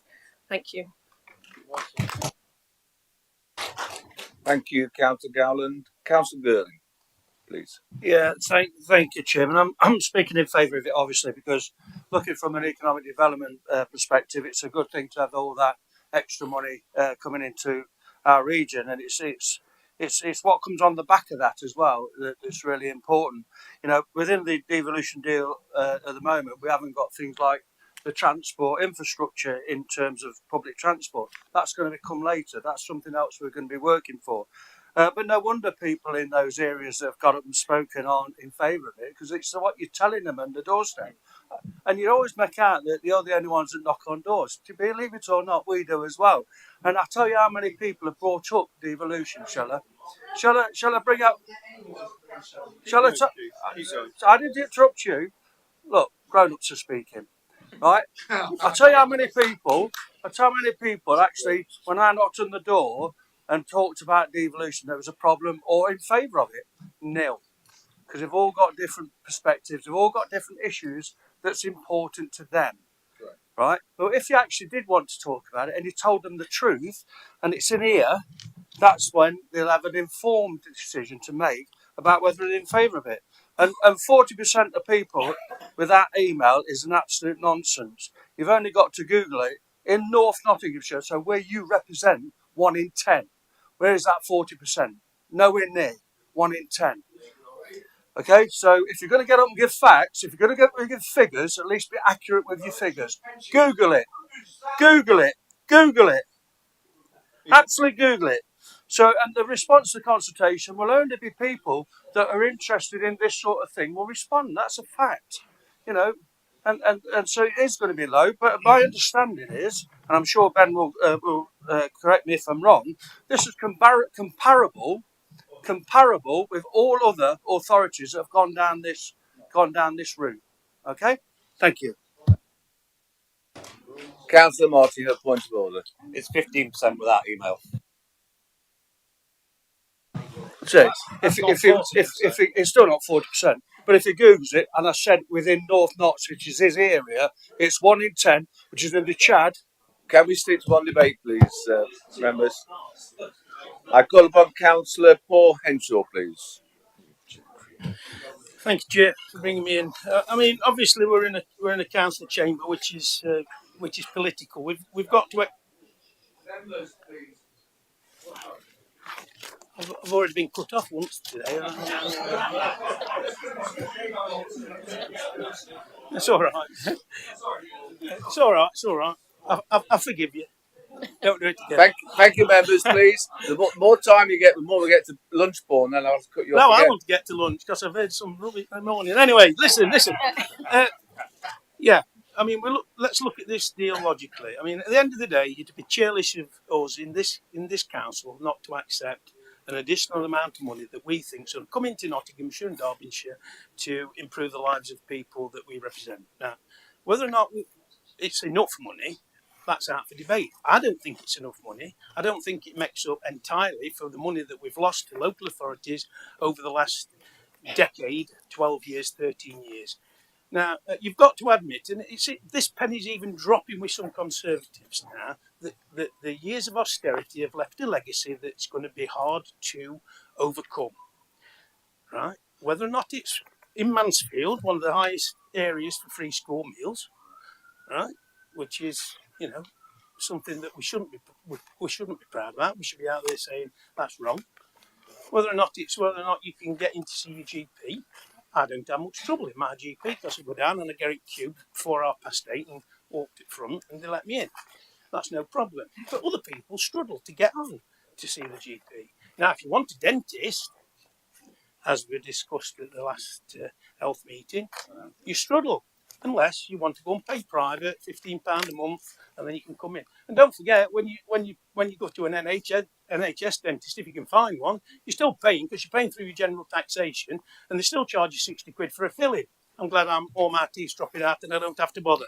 But you've got to be reasonable with this. I don't think that this money is coming. It's enough. I've never been a big fan of elected mayors. Never have, and I never will be. But that is a predetermined requisite for this deal to go ahead. You've got to have one. Now, I'm out every night knocking on doors to try and get rid of Councillor Badley and trying to get rid of my mate Andre, because, I think that I've got a better view on how society should be governed than they do. But at the end of the day, we live in a democracy, and Chair's going out raising money for an area that we all should be standing up and saying, we should be proud that we've got a democracy and people can get up and say what they like and say what they think without fear or favour of getting shot or getting put into a ditch somewhere. And that's the strength of our country, and I think that's one of the things we should be actually looking up to.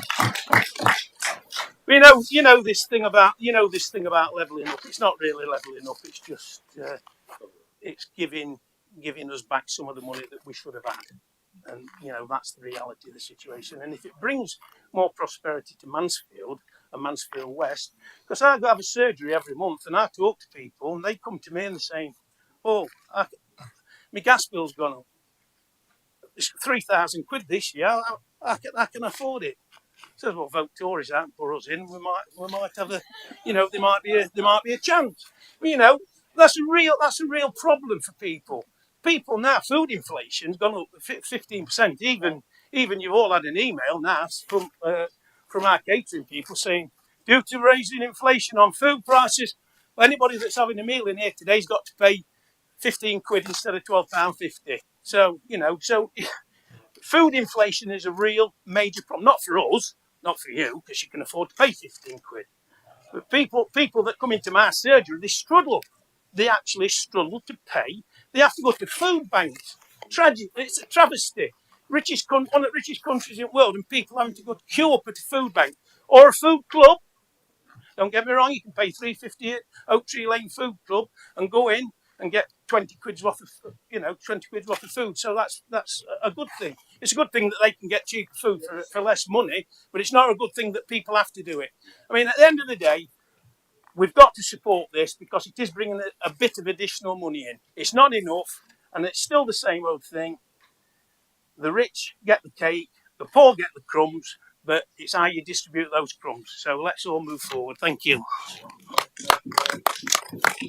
Thank you, Councillor Henshaw. Councillor Gordon-Wheeler, please. Thank you, Chairman. I leave to Councillor Bradley when he does the summing up to talk more about devolution and the merits of it, which are all too obvious.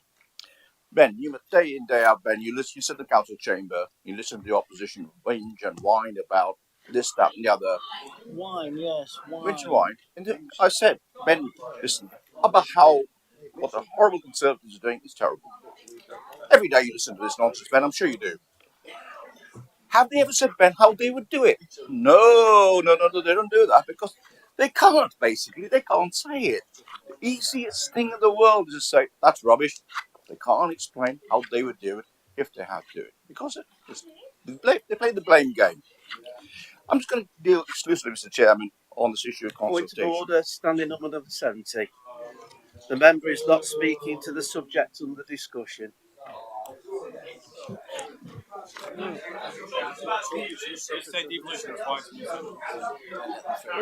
Councillor Leader, carry on, please. Thank you, Mr. Chairman. Councillor Wilmore talked about access or lack of access to emails. Councillor Gurley already has dealt with that, so I'm not going to cover that issue once again. Our officers have worked really hard to get the message out there. I'm sure many would agree with that. Really, really hard. And all the tools available to them, they've got the message out there. Again, what would they have done differently? Let me give you an example. Before we had access to lots of email, I'm talking about the fire cover review, not the present one, which Councillor John Whelan and Councillor Michael Brain, I'm sure will speak at length about that. I'm talking about one that was over 10 years ago. The fire service went into meetings, for actual meetings with the public. What is more important to the public than fire cover reviews? Fire services on their doorsteps, as we all know. The feedback, even though the meetings were held in public, was a lot less than what we have in front of us today. The fact of the matter is people don't always engage. But that doesn't mean we shouldn't engage. We have engaged. We can do all we can. We do all we possibly can to engage with the public. Stop whinging and whining and support what's in front of you. Ben, I'm sure you will speak again on the merits of devolution. I'll leave that entirely in your capable hands. Thank you, Mr. Chairman. Thank you, Councillor Wheeler. Councillor Jim Creamer, please. Thank you, Chairman. I'll keep it short because a lot of what I was going to say is actually meant by Councillor Henshaw as well. I'm not in favour of actually mayors at all. Having said that, that is the deal that's on the table, and it would be churlish to actually turn down money. But it just upsets me a little bit when they say it's extra money. No, it's not extra money. We've actually had austerity for nearly 12 years. Yeah. So we've had that money. That's money coming back to us. So it's smoke and mirrors, and it still doesn't cover what's actually been taken away from councils and districts. You can call it extra now. It's like taking away 20,000 police officers and giving 8,000 back, saying, "Oh, we've got extra." It's that kind of smoke and mirrors. But it's the only deal in town, and I'm not going to turn money down to be being churlish. But I am concerned about some tones of the debate. Many people in here, and I don't agree with all of them, but they're putting some genuine concerns. And to actually call it whining when they're actually bringing up genuine concerns from the street, genuine concerns from themselves, and genuine concerns about the system is absolutely wrong, and it shouldn't go ahead. It should be stopped, Mr. Chairman. These are genuine concerns. It's a political forum. We have the right to actually stand up and put our concerns, our residents' concerns, to this meeting, whether you agree with them or not. That's the point of politics. We vote at the end. Whoever's got the most votes is going to win. That's how it works. It's going to happen again. So I think, Mr. Chairman, when people start accusing people of whining, I think you ought to actually put a stop to that, Mr. Chairman. And when it comes to misinformation as well, actually comparing a consultation a few years ago in the fire service to Nottinghamshire, fine, but it's 2.2 million people we're talking about with Derbyshire, and it is absolutely pathetic. You can't hide that. It's not a great thing. It's a very low turnout, regardless of how many of emails. That's again a bit of smoke and mirrors. Don't matter if it's 4% who hasn't got emails or 2% hasn't got emails. The actual consultation brought back a result that you wouldn't actually wouldn't actually bankroll you on it if you say, "Well, I've got this business plan. This is the result from the consultation." They'd laugh you out the door. So yes, I'll be voting for it because it's the game in town, and I'd like to get some of my money back. So thank you, Mr. Chairman. Thank you, Councillor Creamer. Councillor Andre Camilleri, please.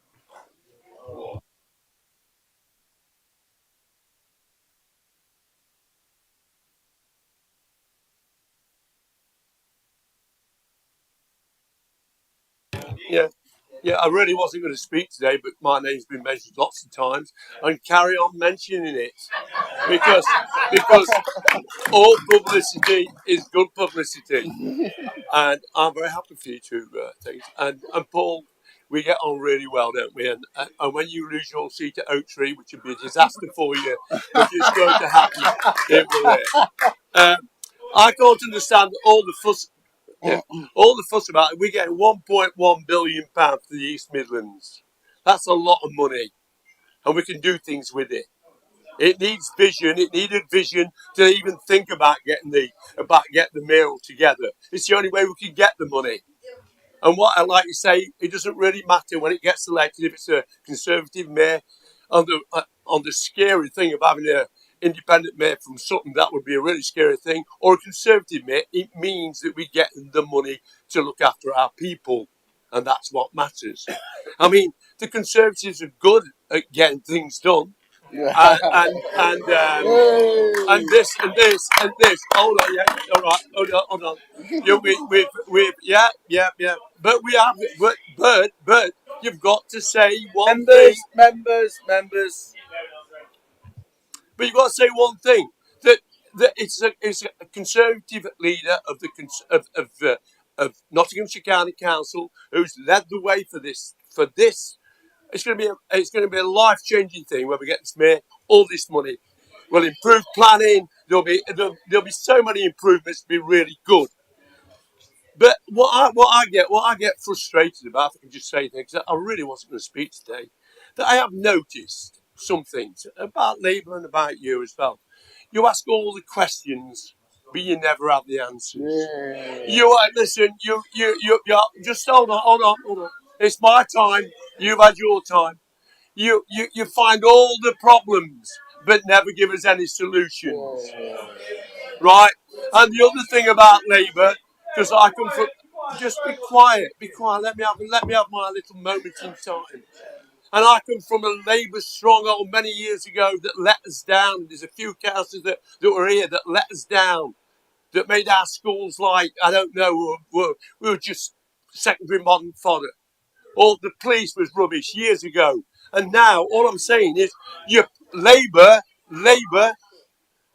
because I like the group there, but it's true, Labour promise so much, but deliver so little. And that's all I'm going to say. The only way you get elected, if for some unknown reason we're unpopular, you don't get elected on your policies. You don't get elected on your policies.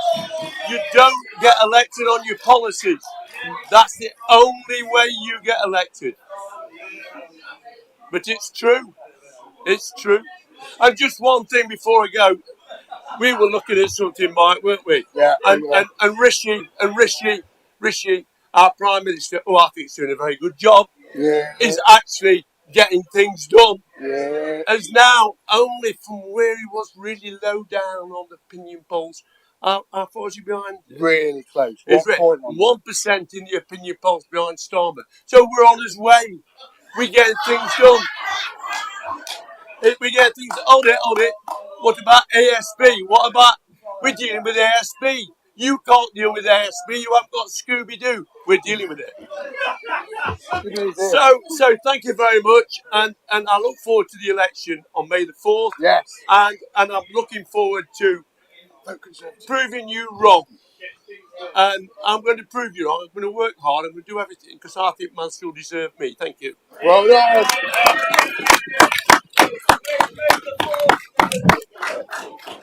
Thank you, Councillor Cameroneri.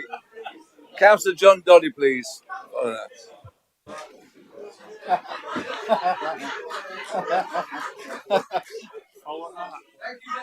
Please, thank you.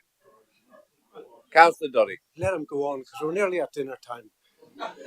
I just thought that was great, Andre. I'm waiting for the hats to come out, Conservatives get things done in blue, obviously. Yeah.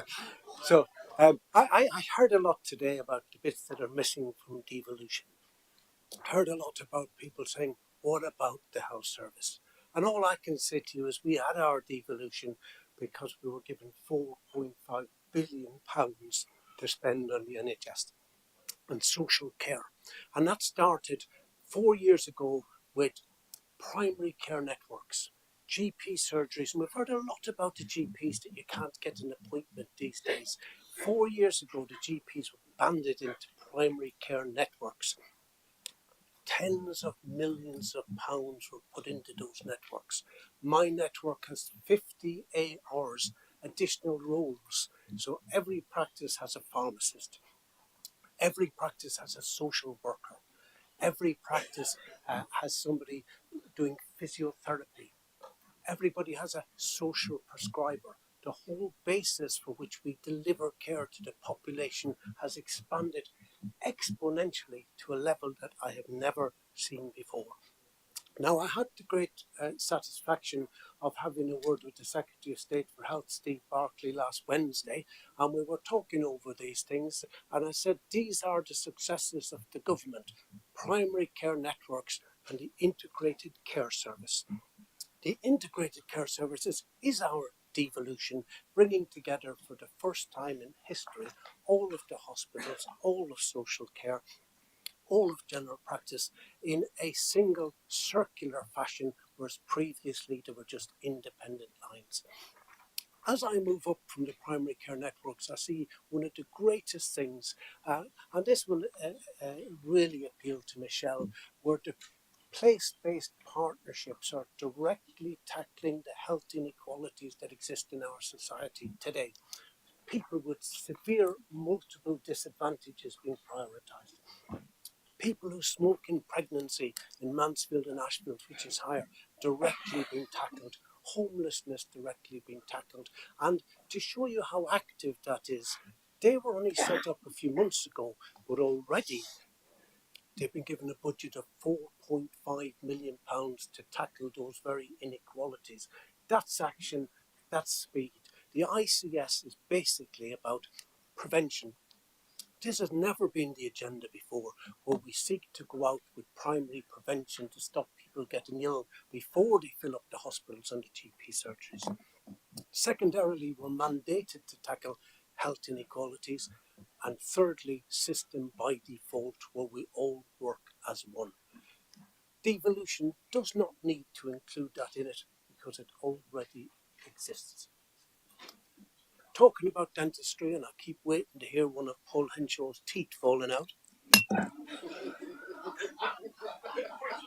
It could put, yes, but the money doesn't go as far these days, does it? What with the inflation crisis and cost of living, etc., you'd need to lose a few more teeth. That's what. So, dentistry, for the first time in history, will come under the ICB from the Health Scrutiny Committee on the 1st of April 2023, and that's a new form of scrutiny. That is a form of scrutiny that they will not be able to hide behind anything. We will hold them to account and make sure the dental service of Nottinghamshire are significantly improved.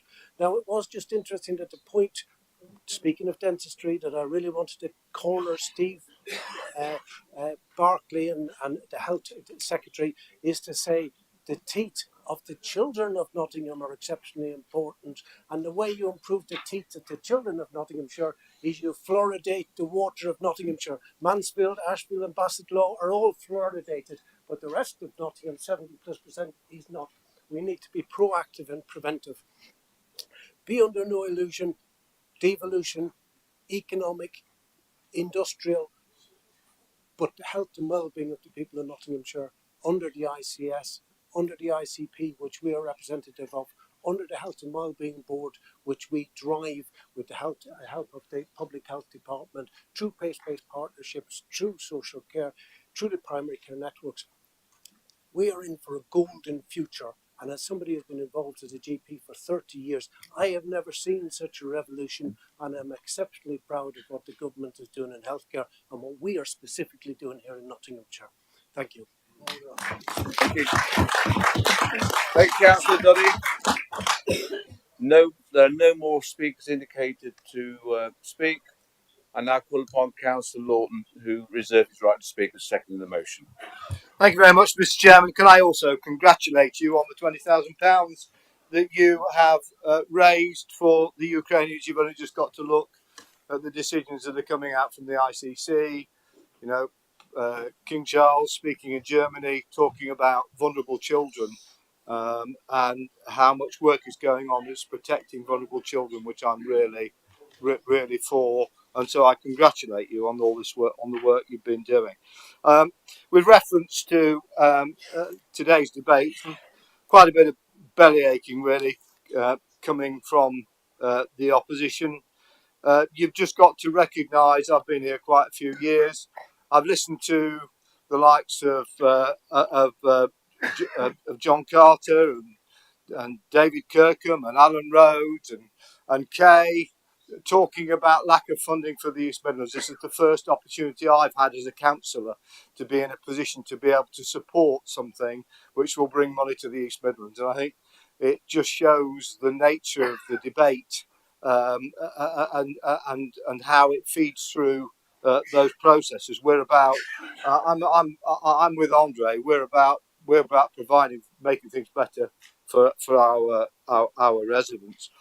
I don't think it does anybody any favours really, just complaining for complaining's sake. I'd like to say well done to the three councillors, our three councillors that have been working in conjunction with, that's Derby City, Derby County and Nottingham City, some of which are led by the Labour group, for their support on this devolution and all the work that's gone in. And feeding into that, I went to a meeting quite recently of all the district councils and listening to their input. John Clark was there. Listening to their input was really positive. You know, they've took some money into this to make this work on our behalf, and they are to be applauded.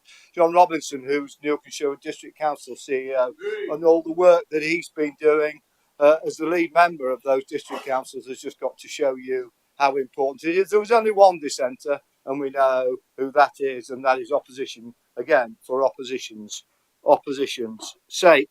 And when we come to start divvying up the funds, I shall be the first person to make the Ashfield Independents aware that they are voting against this devolution deal today, saying exactly what I think of them on a regular basis. So by all means, position yourself, and I'm sure Conservatives fighting in their area will be putting it in their leaflet as what the situation is. The problem is, the actual problem is what these people don't like is they don't like change. But it's even worse in form of the Ashfield Independents. The reason why they don't want change is because they think they will lose out.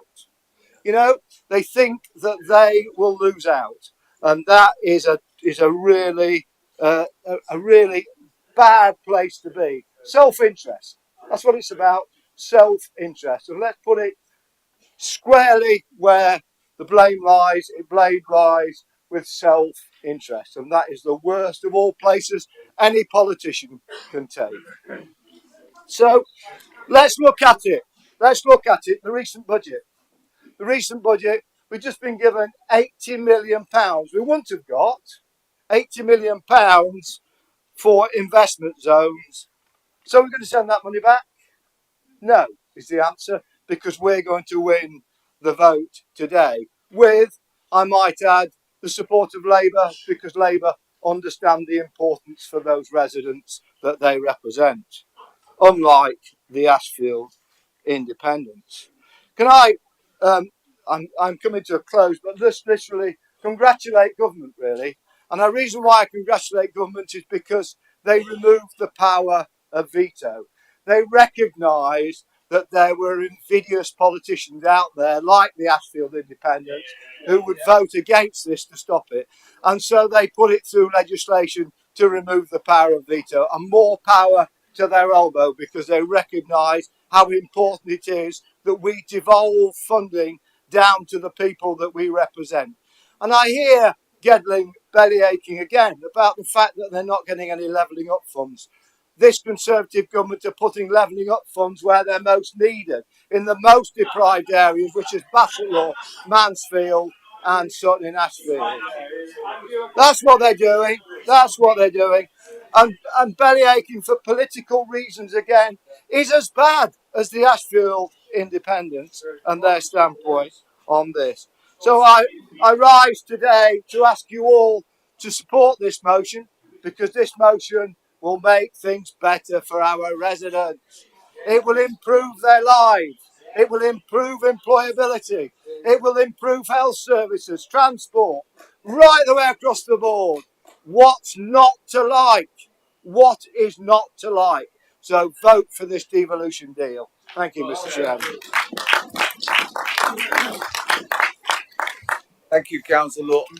Councillor Bradley would like to sum up, please. Thank you, Chairman. Far be it from me to keep members from their lunch, but briefly, I am grateful for all of the constructive comments. There have been many, and I recognise some genuine concerns, some genuine things we need to tackle, and a point to prove for many members as we deliver this. I also recognise, and I haven't got time to go through the sheer level of nonsense that has come across from some members in the last hour. So I'll try and tackle some of the constructive stuff before I close. In North Nottinghamshire, we've had over £200 million of levelling up funding over the last 2 years that will make a huge difference. But the reality is that genuine change is long term. Genuine change is education and health and things that you don't see in a building next year, things that you see over the long term. And that's why this deal is important, because that is what this can help us to deliver. And we could go back to government. You talk about the perfect structure. There's no perfect structure. We go back to government and have an argument about whether it's the right governance, whether it's the right system. That's what other counties have done. That's what Leicestershire have done. That's why they're getting zip. And we could have done that. But I want billions of pounds for our communities, and I want powers for our communities, and I want to be able to help our residents live better lives. So I'm not going to argue about governance. I'm going to focus on outcomes. Councillor Clark, I'm grateful for the support and the voice of reason as ever. Pleased you highlighted Great British Rail, which is another success for the region that we've been able to support because we're on this path and will be of great benefit. And even the cycle tracks on Carlton Road, if we get more local control of how we fund active travel and those kinds of things, we might be able to do something different with that money. And they're the kinds of things that I hope we will be able to change. Councillor Josney, I can't believe you say some of these things with a straight face. It's quite incredible. On the one hand, saying there's not enough public engagement, and on the other hand, saying that if I dare to go out and talk about this myself on the telly or try and explain it to residents, then I'm making it about me and I'm detracting from all of the system. It's almost like it's just not even a genuine complaint. It's just trying to pick some hole in there somewhere. On the one hand, we should talk about it more, but on the other hand, if I talk about it, that's really problematic. I would note that this is not my decision. This is a cross-party decision across 4 upper tier authorities, one of which is Labour-led. Labour in Derby City voted for this as well. Labour look like they're about to vote for this today. It's not about me. This is about our residents doing something collectively and trying to do something for the future. And I would note that through all of the last 18 months in all the meetings we've had, Economic Prosperity Committee and others, Councillor Relf, who represents Ashfield, has supported this in every vote at every stage. Ashfield District Council actually helped to fund the staff who were doing the devolution deal. So it's all well and good sitting here and saying that you don't support it, but in reality, behind the scenes, you are. It's almost like it's just about political positioning ahead of an election. I very much look forward to your application for the regional mayoral role, which I imagine will be along the way. I imagine that's why you've not been negative about it so far. Michael, you talked about ending the begging bowl culture, and I think that's exactly right, and that's what this is about. This is about us having that funding passed to us for us to be able to control and decide, not having to go and bid for things and have to tick national boxes. I hope that will help. You mentioned side issues. These are about side issues. All right, it doesn't cover everything, and it's not going to. John's already pointed out how we've got significant devolution of health, actually, and for the first time it's becoming accountable to politicians because of the actions of this government. But side issues like skills and education, like jobs, like investment in our communities, like housing and public health, I don't think they're side issues. And the truth of the matter is, there is an obvious reason for a lack of engagement and consultation, because on paper, this is about dry governance issues. This is about the administration of money. It's not very sexy or exciting. But in reality, the outcomes of this are hugely important. It is about health inequalities. It is about skills and education, access to the kinds of jobs that communities that I represent haven't had for decades, with investment and growth and new businesses wanting to move to our region. And they're all the things that we can deliver. I thank you also for pointing out that Mansfield's always at the front of the queue. Absolutely true. And it's because it's very well represented by many good councillors and a very good MP. We have huge opportunities to do more. And I think for all of the umming and ahhing about the right systems and the right powers, we all recognise, and I think it's come across from the Labour group as well, we all recognise that this is a starting point and there are things we would like to add to it. There are things we would like to grow and to do. I'm the first to say that I want us to get into public services, children's services, youth services. I want more powers and funds over those held locally. I've said that before. Our deal actually includes a bit that says we will have a negotiation about those things and about public services as a next step. And I think that's really, really important because we want to get to the place with that level of clout that Andy Burnham has got, that Ben Houchin has got, that they've got with Andy Street in the West Midlands. We need that and we deserve that as a region. Our residents deserve those benefits. So far from falling out about governance and list personalities and nonsense in silly season in the lead up to local elections, I hope we can all recognise, and it looks like we're going to have a significant majority in support of taking this forward today, the absolutely massive benefits. Andre used the words life-changing. It will be for some residents. When we've got a £20 billion investment in the north of our county in jobs in the nuclear industry, in fusion, in science, when we build a package of skills and education around that, the incredible opportunities of that for young people in school now in our county and in our region, that is life-changing. And this will change lives if we get this right. So there's a load of work we need to do. We wouldn't have that if it weren't for this devolution deal, Steve. We wouldn't have got that bid. We wouldn't have been successful. It's hugely important. So I'm really grateful for the support of sensible members today. We'll take this forward and I look forward to delivering those things for our residents because this is a massive, massive step for our county and for our region.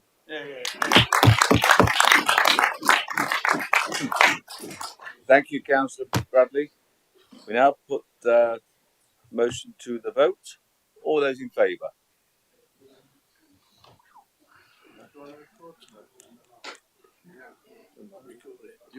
It doesn't matter, does it? We know whether it's recorded or not. It's still...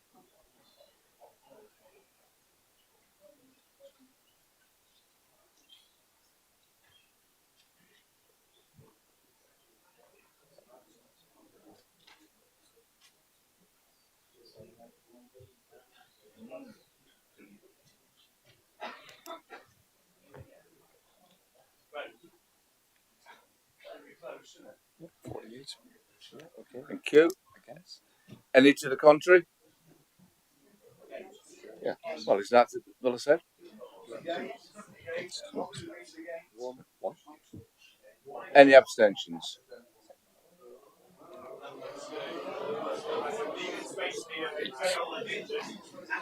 Okay. I can tell you I'm not standing. You say the same thing. You say the same thing. Thank you, members. I'm not standing because I'd rather Labour win than you. The motion is carried, members. 48 votes for, 1 against, with 8 abstentions. We will now adjourn for lunch and like members to be back here by 22 to, please.